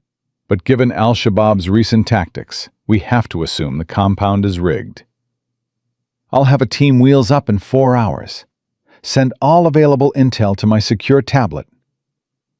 After he hung up, Jack looked at Rex, who was already alert, despite the early hour. So much for easing into the new job, boy. 3 hours later, Jack stood in a briefing room at Joint Base Andrews with a team he'd personally selected over the past 2 weeks. Rodriguez was there, along with Blake, 3 other SEAL operators, 2 Delta Force soldiers, and 4 EOD techs. Everyone was experienced.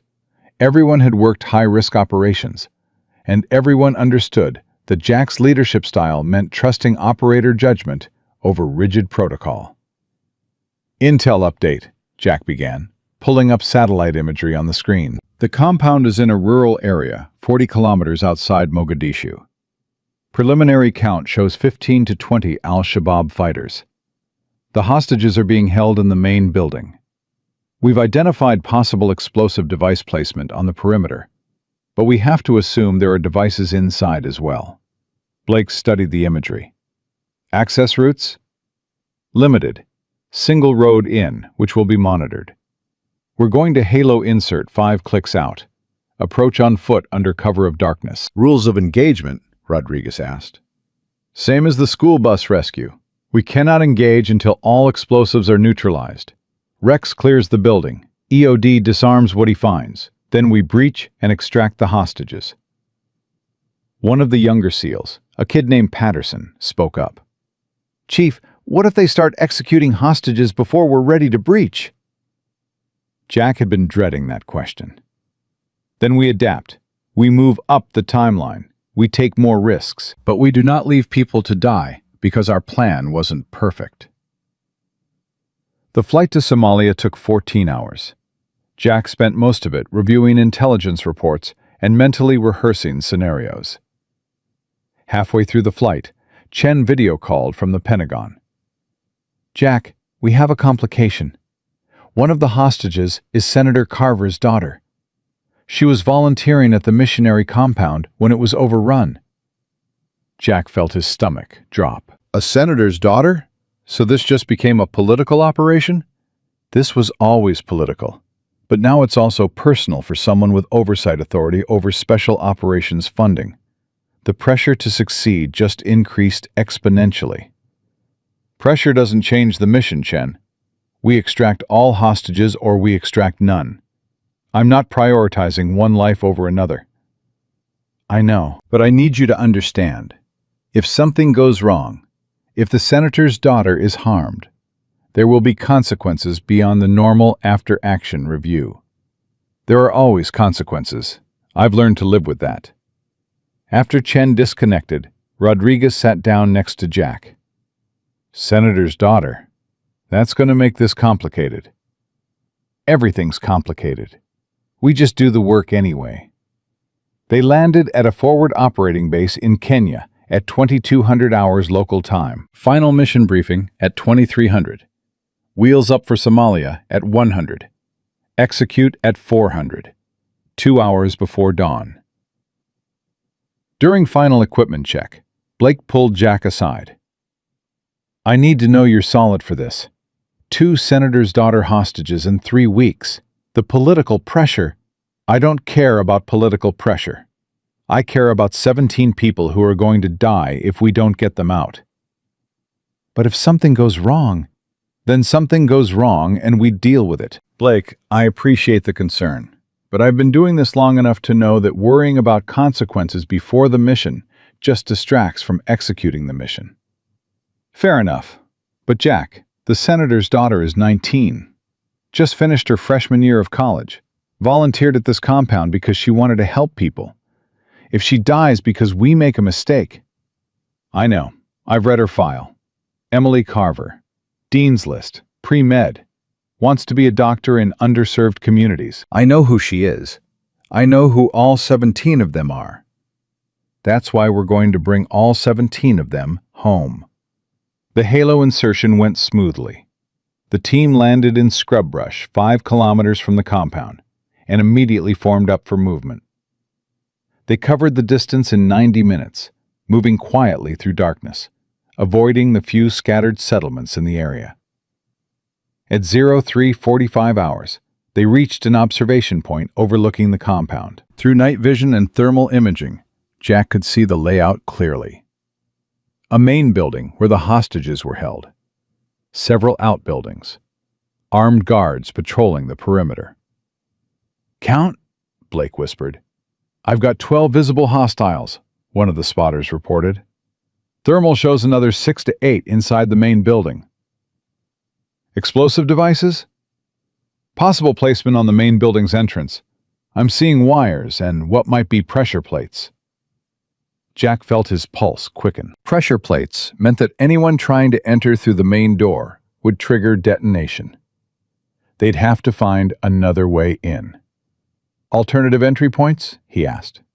"There's a window on the north side, about 8 feet up. No visible wires. Could be our access." "Then that's what we use. Rodriguez, your element takes out the perimeter guards on my signal. Blake, assault element positions for breach once Rex clears the building. I'll take 2 EOD techs in through the north window." Rodriguez studied the compound. "Chief, if you go in that window and there are explosives we can't see from here, you're dead before you can react. Then Rex better be right about what's inside." The team moved into position. Rodriguez's snipers found angles on the perimeter guards. Blake's assault team staged near the compound walls.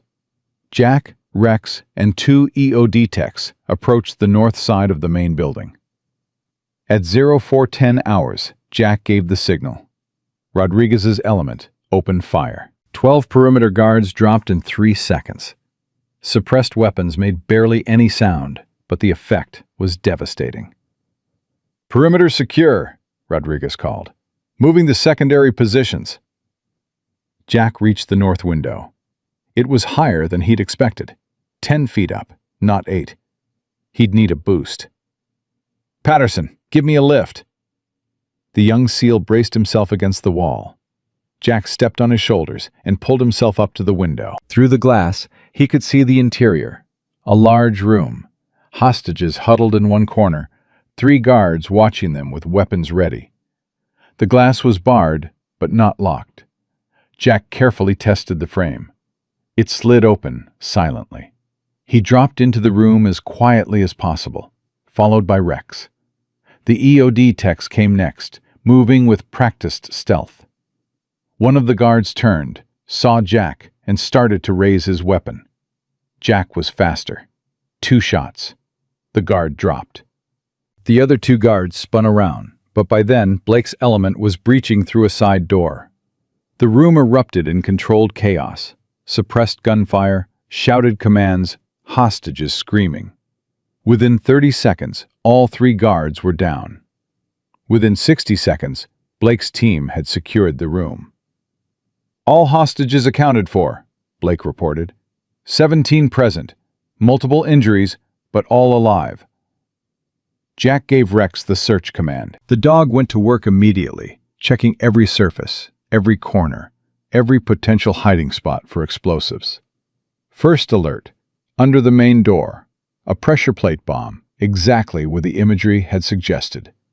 Second alert, in the ceiling rafters. Third, concealed in a wall vent. "I've got 4 devices so far," Jack reported. "EOD, start neutralizing." That's when he heard it. A phone ringing in one of the dead guard's pockets. Jack pulled it out, saw the Arabic text on the screen. He didn't speak Arabic, but he understood enough to know this was bad. "Blake, they're calling to check in. If this guard doesn't answer, they'll know we're here." "How many more of them are in the compound?" "Unknown. Could be 6, could be 20. Rex alerted again. 5th device. This one in a closet near the hostages. The phone stopped ringing, went to voicemail. Jack counted seconds, waiting for the callback that would signal the alarm had been raised. 10 seconds. 20. 30. The phone rang again. "Someone needs to answer this," Blake said. "Buy us time for EOD to finish." "Anyone here speak Arabic?" Jack asked. Silence. Then one of the hostages spoke up. A young man, maybe 25. "I do. I've been working here for 2 years. I can understand it." "What's your name?" "David.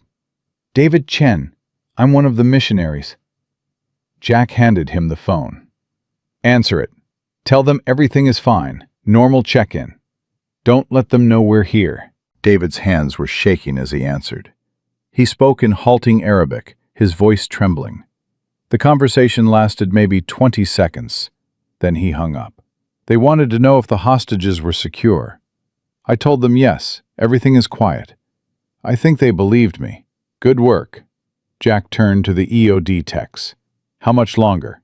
"I've got 2 devices neutralized. 3 more to go. Give me 5 minutes." "You've got 3. After that, they're going to get suspicious about the guards not responding to radio calls." Rex continued searching, his nose working systematically. 6th alert, under a floorboard. 7th, in a ventilation shaft. "Jesus, how many did they hide in here?" one of the EOD techs muttered. "However many they thought it would take to kill everyone if we breached," Jack said. "Just keep working." The phone rang again. David answered, spoke briefly, hung up with a pale face. "They're sending someone to check on us. Said they'll be here in 5 minutes. Blake cursed. "EOD, accelerate. We need to extract, now." "I've got 2 more devices to disarm. If we move the hostages before I'm done..." "I know. They might trigger something we haven't found yet." Blake made a decision. "Jack, take half the hostages out now. The ambulatory ones who can move fast. I'll stay here with EOD until they finish. Then we extract the injured and the children." Jack didn't like splitting up, but Blake was right. They couldn't wait for perfect conditions. "Rodriguez, prep for evac. I'm bringing out 9 hostages." Jack quickly assessed who could move fastest. Emily Carver, the senator's daughter, was among them. Bruised and terrified, but able to walk. So was David Chen and 7 others. "Follow me. Stay quiet. Do exactly what I say." He led them out through the side door, across the compound, toward the extraction point, where Rodriguez had positioned the team. Rex moved ahead, checking for threats, his training keeping him focused, despite the chaos. They were halfway across the compound when Jack heard vehicles approaching. "Contact!" Rodriguez shouted. "Multiple technicals inbound from the East Road." Technical vehicles, pickup trucks with mounted machine guns. Jack could see them now through the pre-dawn darkness. 4 of them, each carrying 6 to 8 fighters. "Get the hostages to cover," Jack ordered, pushing Emily and the others toward a storage building. "Rodriguez, engage those vehicles." Rodriguez's element opened fire, but the technicals were armored and moving fast. Return fire started immediately. Heavy machine gun rounds that tore through buildings and kicked up dust. Jack got the hostages into cover and returned fire, his rifle finding targets. 2 fighters dropped. 3 more. But the vehicles kept coming, and now there were fighters dismounting, taking positions, establishing a defensive perimeter. "Blake, we are heavily engaged," Jack reported into his comm. "You need to extract the remaining hostages now." "EOD isn't finished. One more device." "We're about to be overrun. Extract now or we're all dead." Through the chaos, Jack saw one of the technicals racing toward the main building, where Blake and the remaining hostages were located. The vehicle-mounted machine gun was tracking toward the entrance. "Blake, vehicle incoming! Get down!" The technical opened fire, tearing through the main building's walls. Jack heard screaming through the comm. Then silence. "Blake, respond!" Nothing. "Blake!" Finally, her voice came back, strained. "We're hit. Patterson's down. 2 hostages wounded. We need immediate extraction." "Can you move?" "Not until this last device is neutralized." "If we trigger it, trying to evacuate, everyone in here dies." Jack made a decision. "Rodriguez, hold this position with the first group of hostages. I'm going back for Blake." "Jack, that's suicide. There's 30 fighters between you and that building." "Then help me reduce the number. Cover fire on my move." Jack didn't wait for Rodriguez to argue. He grabbed Rex and ran, sprinting across open ground while Rodriguez's element laid down suppressive fire. Bullets kicked up dirt around him. Something burned across his shoulder. A graze, not a penetration. He reached the main building and dove through the door. Blake was there, bleeding from a head wound, still holding her weapon. Patterson was on the floor, clearly dead. A round had caught him in the neck. 2 hostages were wounded, one seriously. "Last device?" Jack gasped. The EOD tech was working frantically. 30 seconds. This one's different, more complex. If I cut wrong..." "You won't cut wrong. Finish it." Outside, the gunfight was intensifying. Jack could hear Rodriguez calling for reinforcements, for air support, for anything that would help them survive the next few minutes. "Done," the EOD tech shouted. "All devices neutralized." "Evac now," Jack ordered. "Everyone who can walk, move. I'll carry the injured." Blake grabbed one wounded hostage. Jack lifted the other, a woman, maybe 60, shot in the leg. Rex led the way, barking at threats, creating space. They emerged into hell. The compound was a war zone now. 40-plus fighters had converged on their position, and Rodriguez's element was badly outnumbered. "Air support inbound," Rodriguez called out. 2 minutes! 2 minutes might as well have been 2 hours. They'd never last that long. Jack carried the wounded hostage toward the extraction point, Blake beside him with the other injured person. Bullets were everywhere. One of the EOD techs went down, hit in the chest. Then Jack heard the most beautiful sound in the world, the thump of helicopter rotors. 2 Apache gunships crested the horizon, weapons hot. "Danger close," Rodriguez shouted into his comm. "Friendlies at the storage building." The Apaches opened fire. 30-millimeter cannons tore through the technicals, turning them into burning scrap metal. Hellfire missiles obliterated fighting positions. In 90 seconds, the Al-Shabaab attack force went from overwhelming to annihilated. "Extract! Extract! Extract!" Blake ordered. 2 Black Hawk helicopters landed in the compound. The team loaded hostages rapidly. The ambulatory first, then the wounded, then Patterson's body. Jack was the last one aboard, Rex jumping in beside him. As the helicopter lifted off, he looked down at the compound, at the bodies scattered across the ground, at the burning vehicles. They'd gotten all 17 hostages out alive, lost 1 operator, wounded 3 others. By military standards, it was a success. But Jack felt the familiar weight settling on him. Patterson was 24 years old, fresh from training. This had been his 3rd mission with Jack's unit, and now he was dead. The flight back to Kenya was quiet, except for the medics working on the wounded. Emily Carver sat across from Jack, her hands shaking. "You saved us," she said quietly. "We lost one of our people doing it."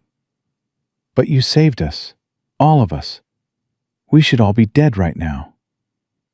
Jack didn't respond. He was too busy thinking about Patterson's family, about the notification they'd receive, about another name added to the list of people who died on his watch. At the base, Chen was waiting with a team of Pentagon officials. Emily Carver was immediately surrounded by people making sure the senator's daughter was safe and documenting her condition for the inevitable political inquiries. Chen pulled Jack aside. "Patterson's death. I need you to walk me through exactly what happened." He was providing cover while I entered the building. A technical vehicle came around the corner and opened fire before we could react. He died instantly. "Was it because you made a tactical error?" Jack met her eyes. "It was because Al-Shabaab brought 40 fighters to a location we thought had 20. Our intelligence was wrong. Patterson paid for that mistake." "So this is like Syria. Intelligence failure, not operator error." "Don't spin this, Chen.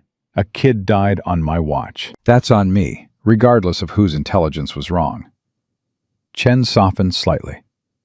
"Jack, you saved 17 hostages, including a senator's daughter. You neutralized 7 explosive devices. You evacuated under fire with minimal casualties. This was a successful mission. Tell that to Patterson's mother." Jack walked away before Chen could respond. He found a quiet corner of the base and sat down with Rex, processing. Rodriguez found him an hour later. "Patterson's body is being prepped for transport. His parents will be notified within 6 hours. I should be the one to tell them. He died under my command." "You'll have the opportunity. They'll want to talk to you about how it happened. And I'll tell them their son died because I led him into a situation where the intelligence was garbage and the enemy was stronger than expected. Just like Syria. Just like always." Rodriguez sat down. "Jack, you can't carry every death like this. If you do, you'll break, and then you're no good to anyone. Maybe I should break. Maybe I should have broken after Syria instead of getting put back together and sent out to get more people killed." Patterson knew the risks. Every operator does. He volunteered for this mission because he wanted to work with you, because he believed in what you're doing, and that belief got him killed. Rodriguez was quiet for a moment. "You remember what you told me after Flight 2847? You said you made the call that had the highest probability of success. Tonight, you made the same kind of call. We extracted 17 hostages from a compound with 40 fighters and 7 explosive devices. We lost 1 operator. That's a ratio most commanders would accept. I'm not most commanders. No, you're not. You're the guy who carries every death personally, who believes he should be perfect, who thinks anything less than 0 casualties means failure." Rodriguez stood up. "But you're also the guy who saved 347 lives in the past month. That has to count for something." After Rodriguez left, Jack sat alone with Rex for a long time, thinking about Patterson, about Syria, about all the weight he'd been carrying. His phone rang, an unfamiliar number. "Morrison?" "Chief Morrison, this is Margaret Patterson. I was James's mother." Jack's chest tightened. "Mrs. Patterson, I'm so sorry for your loss. I wanted to call you before the official notification. My son talked about you constantly. He said you were the best operator he'd ever seen. He said working with you was the opportunity of a lifetime. Ma'am, your son died on my watch. There's nothing I can say to make that right. I'm not calling for apologies, Chief Morrison. I'm calling to tell you that my son died doing work he believed in. Work that saved 17 people, including children. He would have wanted you to know that he considered that a worthy trade." Jack didn't trust himself to speak. "Don't let his death break you," Margaret continued. Honor him by continuing the work, by saving more people, by being the leader he believed you were. After she hung up, Jack sat in stunned silence. Patterson's mother had just absolved him of guilt he hadn't earned absolution for. But maybe that was the point. Maybe he'd been carrying guilt for so long, he didn't know how to put it down. Chen found him hours later, still sitting in the same spot. We've been asked to brief Congress on the mission. Tomorrow, 0900 hours. You, me, and Blake. What about Patterson? His death will be part of the briefing. But Jack, the overall consensus is that this mission was a success. You're being recommended for commendation. I don't want a commendation. I want Patterson back. I know, but that's not how this works. The congressional briefing was brutal. Senators asked pointed questions about tactical decisions, intelligence failures, and whether Patterson's death could have been prevented. Jack answered honestly. Yes, the intelligence had underestimated enemy strength. Yes, he'd made the call to split the hostages into two groups. Yes, that decision had put Patterson in a position where he was vulnerable. Would you make the same decision again? Senator Carver asked. Emily's father, the man whose daughter Jack had saved. Yes, sir, because the alternative was waiting until all explosives were cleared, which would have given al-Shabaab time to execute hostages. I made the call that gave 17 people the best chance of survival. Even though it cost Corporal Patterson his life? Even though. Because I believe Corporal Patterson would have made the same call if he'd been in command. We're trained to prioritize the mission and accept casualties as part of operational reality. Carver studied him for a long moment. Then, Chief Morrison, my daughter is alive because you were willing to take risks that most commanders wouldn't. I want you to know that our family will be eternally grateful. And I want you to know that I will personally ensure that Corporal Patterson's family receives every benefit and honor they're entitled to. After the briefing, Jack walked out feeling hollowed out. He'd defended his decisions. He'd explained the tactical reality. But he'd also had to tell a room full of politicians that one young man's life was an acceptable cost for saving 17 others. Blake caught up with him in the hallway. You did good in there. I told them Patterson was expendable. You told them Patterson was a warrior who accepted the risks of the mission. There's a difference. Is there? Blake stopped him with a hand on his shoulder. Jack, listen to me. You're carrying Syria, and now you're carrying Patterson, and you're going to carry every death that happens under your command. But if you let that weight crush you, you become useless. And then more people die because the best crisis response commander in the military broke under guilt he shouldn't be carrying. Jack wanted to believe her. Wanted to accept that some deaths were unavoidable cost of doing the work. But he kept seeing Patterson's face, kept hearing Margaret Patterson's voice telling him to honor her son by continuing the work. Maybe that was the answer. Not forgiveness or absolution or freedom from guilt. Just continuing the work despite the weight. Just saving the next person because you couldn't save the last one. Just accepting that being a leader meant carrying the dead along with the living. Jack looked at Blake. I'm going to keep doing this. The crisis response work, the training, the missions. But I need you to promise me something. What? If I start making decisions because I'm scared of adding more names to the list, if I start choosing safety over the mission, you'll tell me. Because I can't let fear of more Pattersons or more Syrias stop me from doing what needs doing. Blake nodded. I promise. And Jack, you're going to save a lot more lives. I believe that. I hope you're right. Because Jack Morrison had learned something in the past month. He'd learned that being irreplaceable meant accepting that people would die under his command. That being trusted with impossible situations meant living with impossible outcomes. He'd learned that Syria would always be part of his story. And now Patterson would be too. but so would 347 saved lives. And however many more came next. And somehow, impossibly, that had to be enough to keep him moving forward. 6 months after Patterson's death, Jack stood in front of 200 K-9 handlers at the Naval Special Warfare Center, feeling the weight of every eye on him. Behind him, projected on the screen, was a photograph of Rex detecting an explosive device during the Flight 2847 mission. Beside it, another photo, Patterson's memorial, the young SEAL's face forever frozen at 24. Leadership, Jack began, his voice carrying across the silent auditorium, is not about making perfect decisions. It's about making the best decision possible with the information available, and then living with the consequences when those decisions cost lives. He paused, making eye contact with several handlers in the front row. 6 months ago, Corporal James Patterson died during a hostage rescue operation I commanded. He died because I split our hostage group to accelerate evacuation. He died because our intelligence underestimated enemy strength. He died because in crisis situations, you sometimes have to choose between bad options and worse options.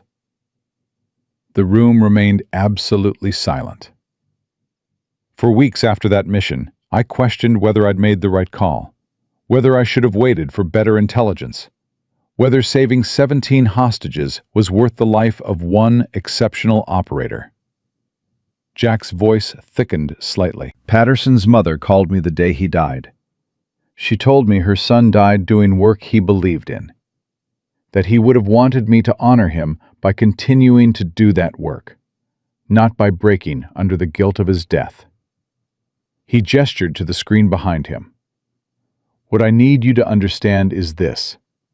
You will face situations where your dog alerts to a threat no one else can detect, where protocols say, wait for confirmation, but your instincts say, act now. Where following orders means people die, but trusting yourself means risking your career.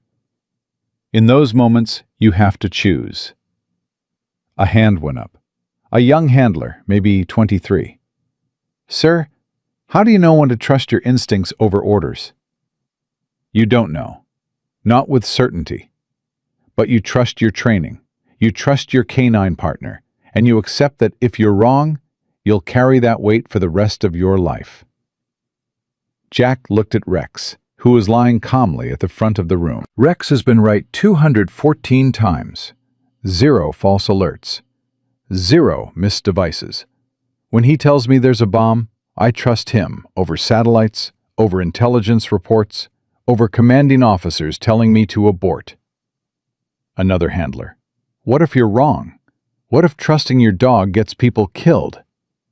Then you learn from it, you carry it, and you make sure the next decision you make benefits from that lesson. But you don't stop trusting your dog, because the alternative, ignoring what your canine partner is telling you because you're scared of being wrong, that gets more people killed in the long run. After the session, several handlers approached Jack with questions that went beyond tactics. How do you deal with the pressure? How do you sleep after making life or death decisions? How do you carry the weight of the ones who didn't make it?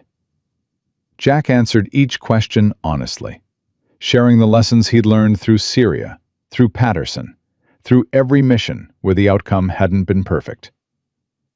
One handler, a Marine named Sarah Mitchell with a Belgian Malinois named Duke, stayed after everyone else had left. Chief Morrison, can I ask you something personal? Go ahead. After Syria, after Patterson, after all the close calls, why do you keep doing this? Why not take a desk job, train from a distance, avoid the situations that cost you so much? Jack thought about that, about Amira's smile, about 347 saved lives, about the weight he carried and the purpose it gave him.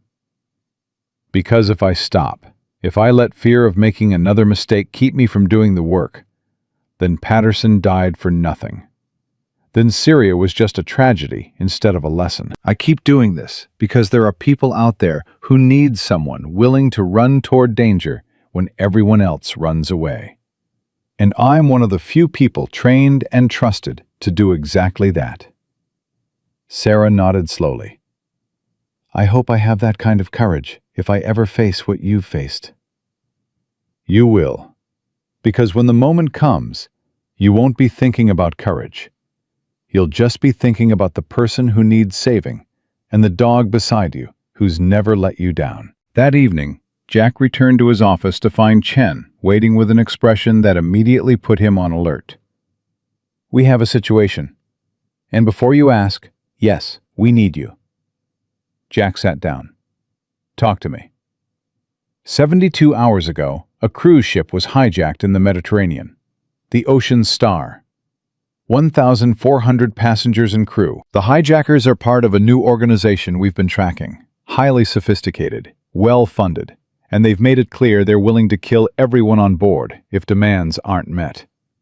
Jack felt his chest tighten. 1,400 people? That's exponentially larger than anything we've handled. Which is why we need the best. Intelligence suggests the entire ship is rigged with explosives. Multiple devices throughout all 12 decks. We're looking at the most complex bomb threat in modern history. What's the timeline? They've given us 96 hours. We're now at 72 hours remaining. Jack, this is going to require everything you've learned, every technique, every instinct, every lesson from every mission you've run. What about support? I can't clear a cruise ship with just Rex. We'll need multiple canine teams working simultaneously.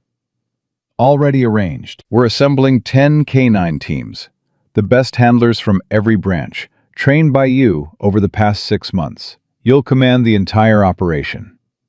Rodriguez and Blake will lead the tactical elements, but the explosive detection and neutralization, that's all you and your teams. Jack looked at Rex, who was watching him with those steady brown eyes. Boy, I think we just got handed the biggest mission of our lives. Rex's tail wagged once.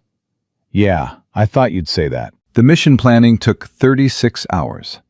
Jack worked with the 10 canine teams he'd personally trained, assigning each team to specific sections of the ship. He coordinated with Blake on entry points and Rodriguez on perimeter security. He reviewed deck plans until he could navigate the ship in his sleep. But one thing kept nagging at him: the sheer scale. 1,400 people spread across 12 decks, dozens of possible device placements, and a timeline that meant they had maybe 8 hours to execute once they breached. It's too big, he told Henderson during a planning session. Even with 10 teams, we're looking at 6 to 8 hours minimum to clear the entire ship. That assumes perfect conditions, no complications, no surprises. And we never get perfect conditions. Henderson studied the ship's schematics. What if you prioritize? Clear the areas with the most hostages first, then expand outward. That means leaving some sections unchecked while we evacuate. If we miss even one device in an unchecked section and evacuate people through it, people die. I know. But Jack, you're not going to have time to clear everything. You need to make triage decisions about which areas get checked first. Jack hated it, but Henderson was right. This wasn't a situation where perfection was possible. This was a situation where he'd have to make impossible choices about which 1,400 lives got priority protection. The insertion happened at 0200 hours. The Ocean Star was anchored in international waters between Malta and Libya. Jack and the assault force approached via Zodiac boats, low-profile craft that barely registered on radar. They boarded from the stern, using grappling hooks and climbing gear to access the lowest deck. Within 15 minutes, all 10 canine teams and 50 operators were aboard. "Perimeter teams report ready," Rodriguez whispered through comms. "We've neutralized 12 external guards. No alarm raised." "Canine teams, deploy to assigned sectors," Jack ordered. "Remember your training. Systematic search. Mark all devices. Do not attempt to neutralize until EOD confirms.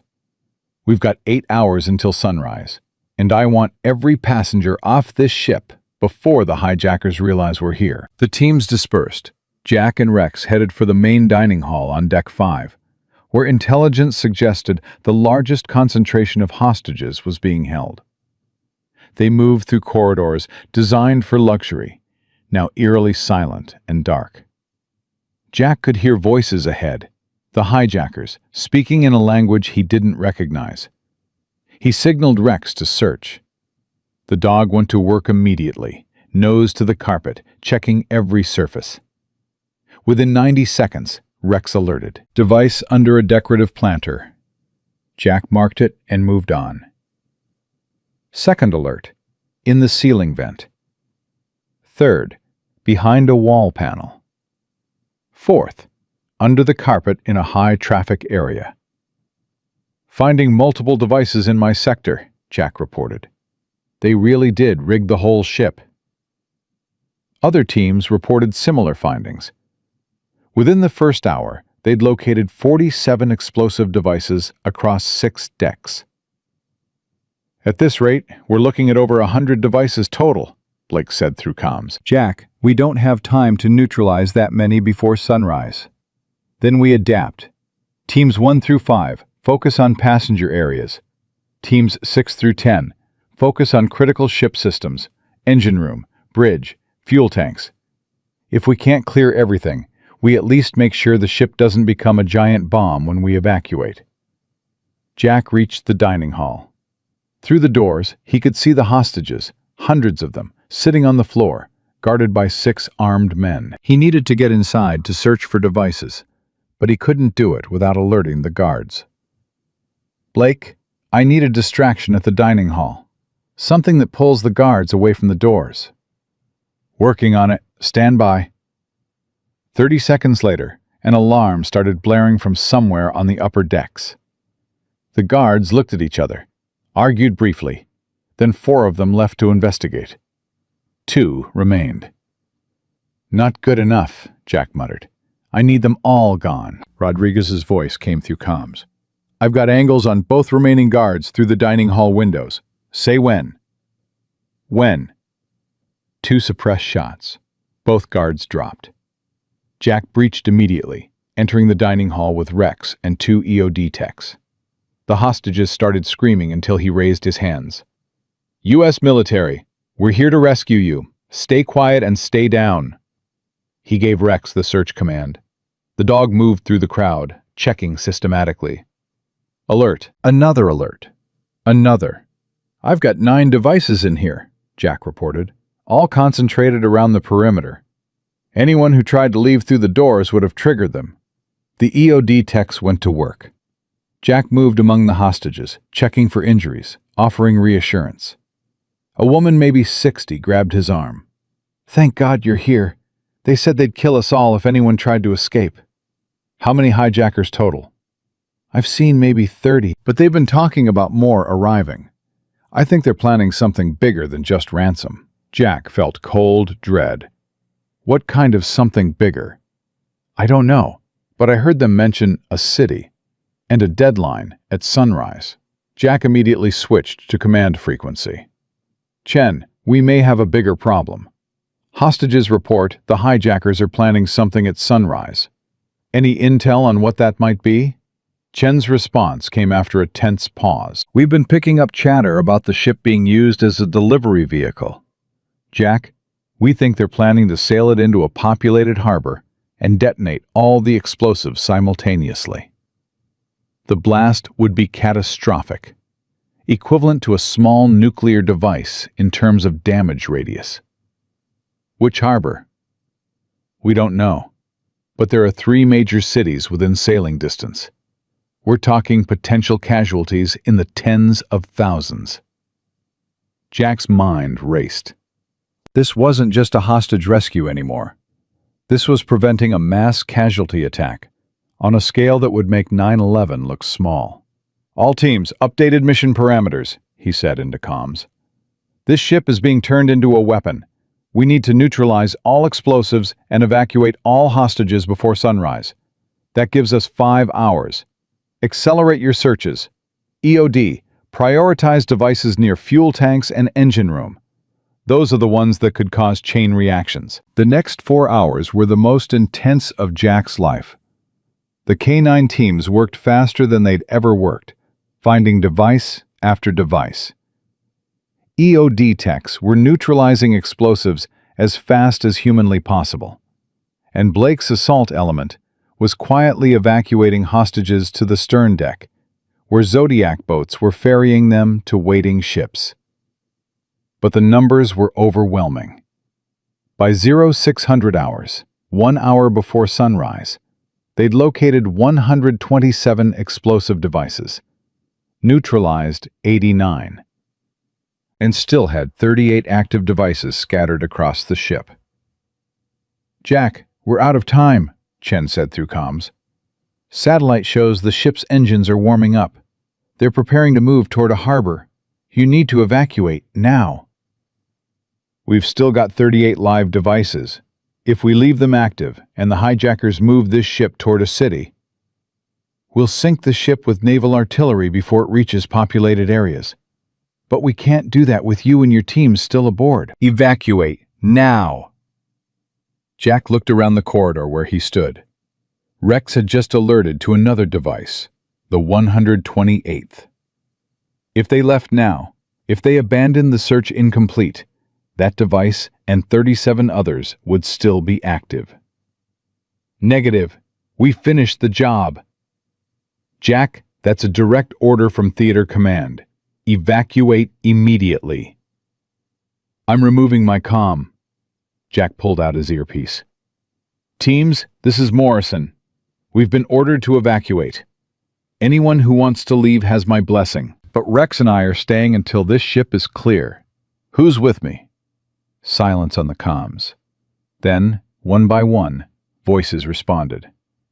"Team 2 staying. Team 4 staying. Team 6 staying." Every single K9 team chose to stay. Every single handler decided that completing the mission mattered more than following orders to retreat. Rodriguez's voice came through, and Jack could hear the smile in it. "You didn't think we'd let you have all the fun, did you, Chief?" "You're all idiots." Yeah, but we're your idiots. Let's finish this. They had 45 minutes until sunrise. Rex and the other K9s worked with desperate intensity, locating the remaining devices. EOD techs neutralized them as fast as they appeared. 38 devices, then 30, then 20. At 0645 hours, with the sky beginning to lighten, Rex alerted to what Jack prayed was the last device. It was in the engine room, attached directly to the fuel line. If it detonated, it would trigger a chain reaction that would destroy the entire ship. The EOD tech examined it. "This is the master device. It's connected to all the others wirelessly. If I neutralize this one, it should disable the entire network." "Should?" 90% confidence. "And the other 10%? "It triggers everything immediately, and we all die." Jack looked at his watch. 15 minutes until sunrise. The ship's engines were running now. Through the floor, he could feel vibrations that meant they were preparing to move. "Do it." The tech went to work. Jack watched, his heart pounding, Rex sitting calmly beside him, trusting that whatever happened, they'd face it together.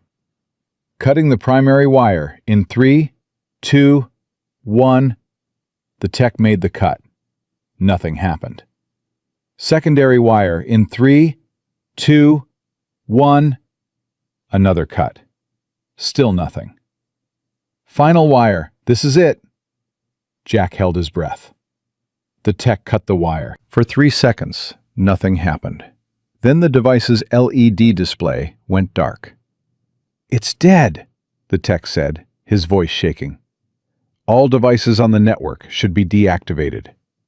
"Should be?" "I need to verify. Give me 2 minutes." Those were the longest 2 minutes of Jack's life. Finally, the tech confirmed. "All devices showing inactive. The network is down. We did it." Jack activated his comm. "All devices neutralized. Ship is secure. Begin final evacuation. Chen's voice came back, and she sounded close to tears. Jack, you disobeyed direct orders. I completed the mission. There's a difference. You risked the lives of 50 operators and 10 K9s. I saved a city. Fair trade. Blake's assault element moved through the ship, securing the remaining hijackers. With the explosive threat neutralized, the operation became straightforward. Within an hour, all hostages were evacuated, all hijackers were in custody, and the Ocean Star was being towed to a secure location for full forensic analysis. Jack stood on the deck as the sun rose over the Mediterranean, Rex beside him, feeling exhaustion and relief in equal measure. Rodriguez found him there. You know you're probably going to get court-martialed for this, right? Disobeying direct evacuation orders? Wouldn't be the first time I faced charges for doing the right thing. Yeah, but this time you convinced 50 other people to disobey with you. That's not going to go over well with the brass. Then the brass can court-martial all of us. I'm not apologizing for saving thousands of lives. 3 days later, Jack stood in front of the same Pentagon panel that had once forced him out after Syria. Admiral Patterson, Dr. Chen, Commander Henderson, and several others he didn't recognize. Patterson spoke first. Chief Morrison, you disobeyed direct orders to evacuate the Ocean Star. You convinced 50 operators and 10 K9 handlers to disobey those same orders. You placed yourself and your teams in extreme danger despite being told to withdraw. Do you dispute any of these facts? No, sir. All accurate. Then explain your reasoning. Sir, we had located 127 explosive devices on a ship that was preparing to sail into a populated harbor. If we'd evacuated and left those devices active, the hijackers would have detonated them in a city, killing tens of thousands of civilians. I made the call that completing the mission and preventing mass casualties was worth the risk to my teams. But you didn't know you could neutralize all the devices in time. No, sir, but I knew that not trying guaranteed catastrophic civilian deaths. I chose the option that gave those civilians a chance. One of the admirals Jack didn't recognize spoke up. This is becoming a pattern, Chief Morrison. Flight 2847, you disobeyed orders. The school bus rescue, you disobeyed orders. The Somalia operation, you made tactical decisions that resulted in operator casualties. And now this. You seem to have a fundamental problem with authority. I have a fundamental problem with orders that will get people killed when I have the capability to save them, sir. If that makes me unsuitable for command, I'll accept that judgment. Patterson held up a hand. Let me ask you something, Chief Morrison. Of all the missions you've run since your reinstatement, how many have resulted in total loss of hostages? 0, sir. How many hostages have you rescued? 1,731. And how many operators have you lost? Jack's voice caught slightly. 1, sir. Corporal James Patterson. Patterson leaned forward.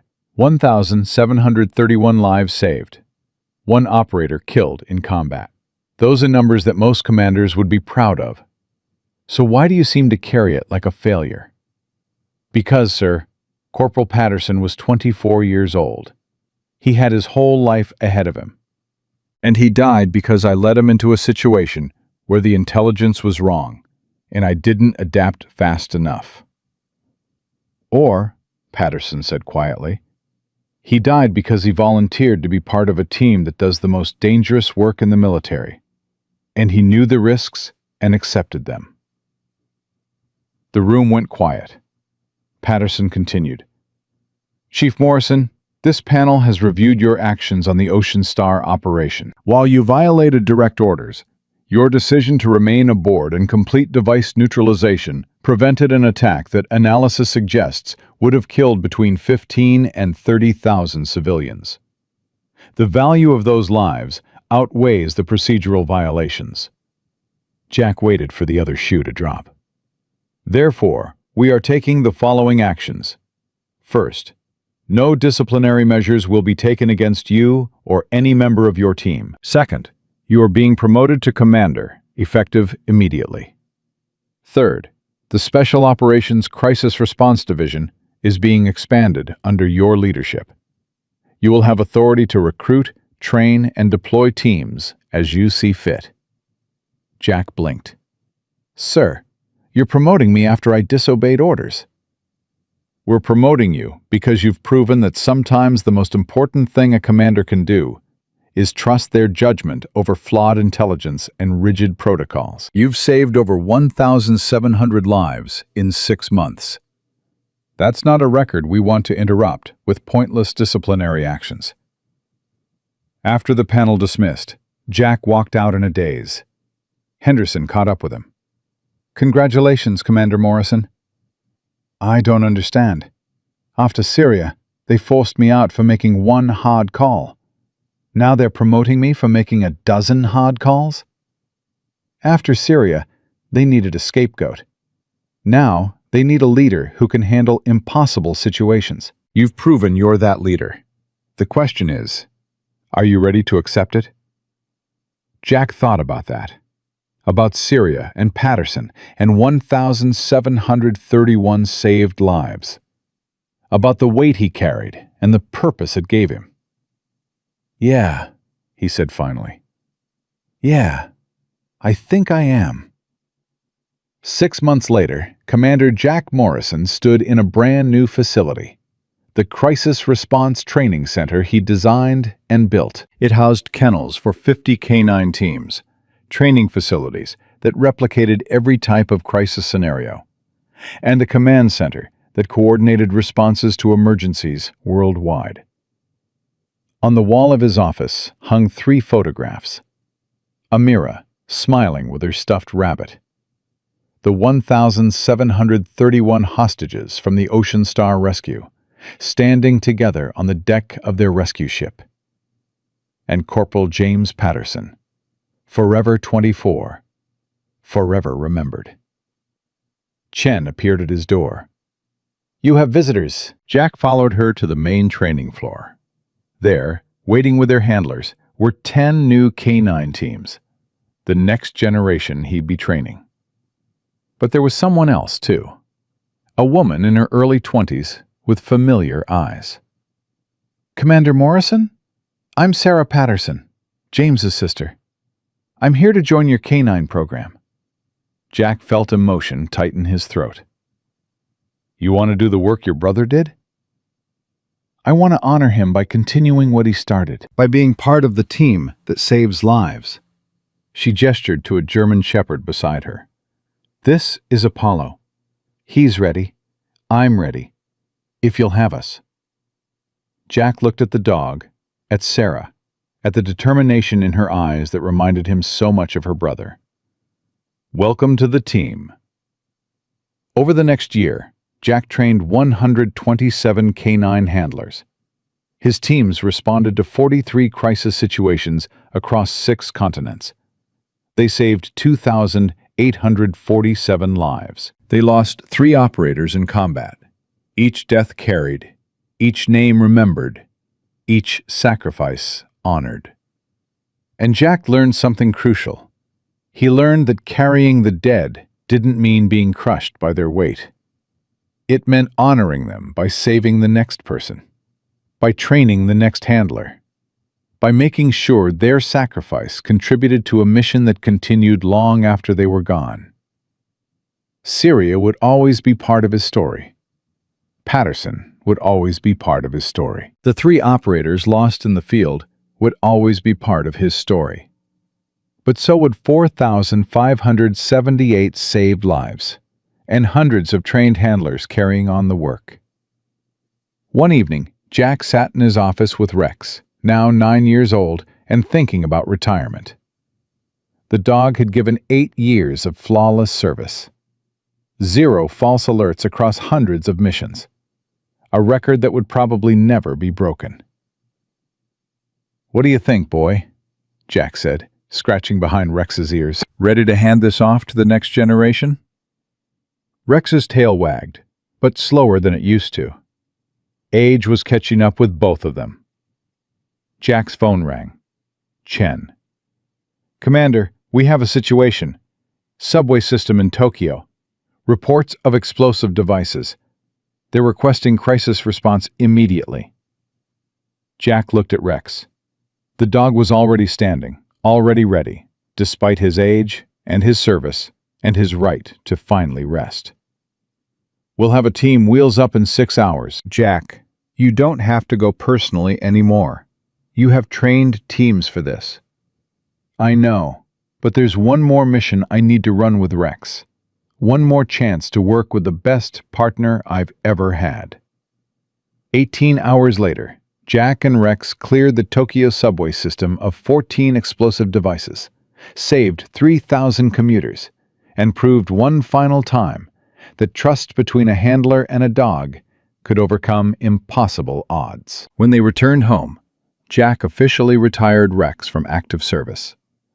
The ceremony was attended by every K9 handler Jack had ever trained, by Rodriguez and Blake and Henderson and Chen, by Sarah Patterson and the families of the 3 operators lost in the field.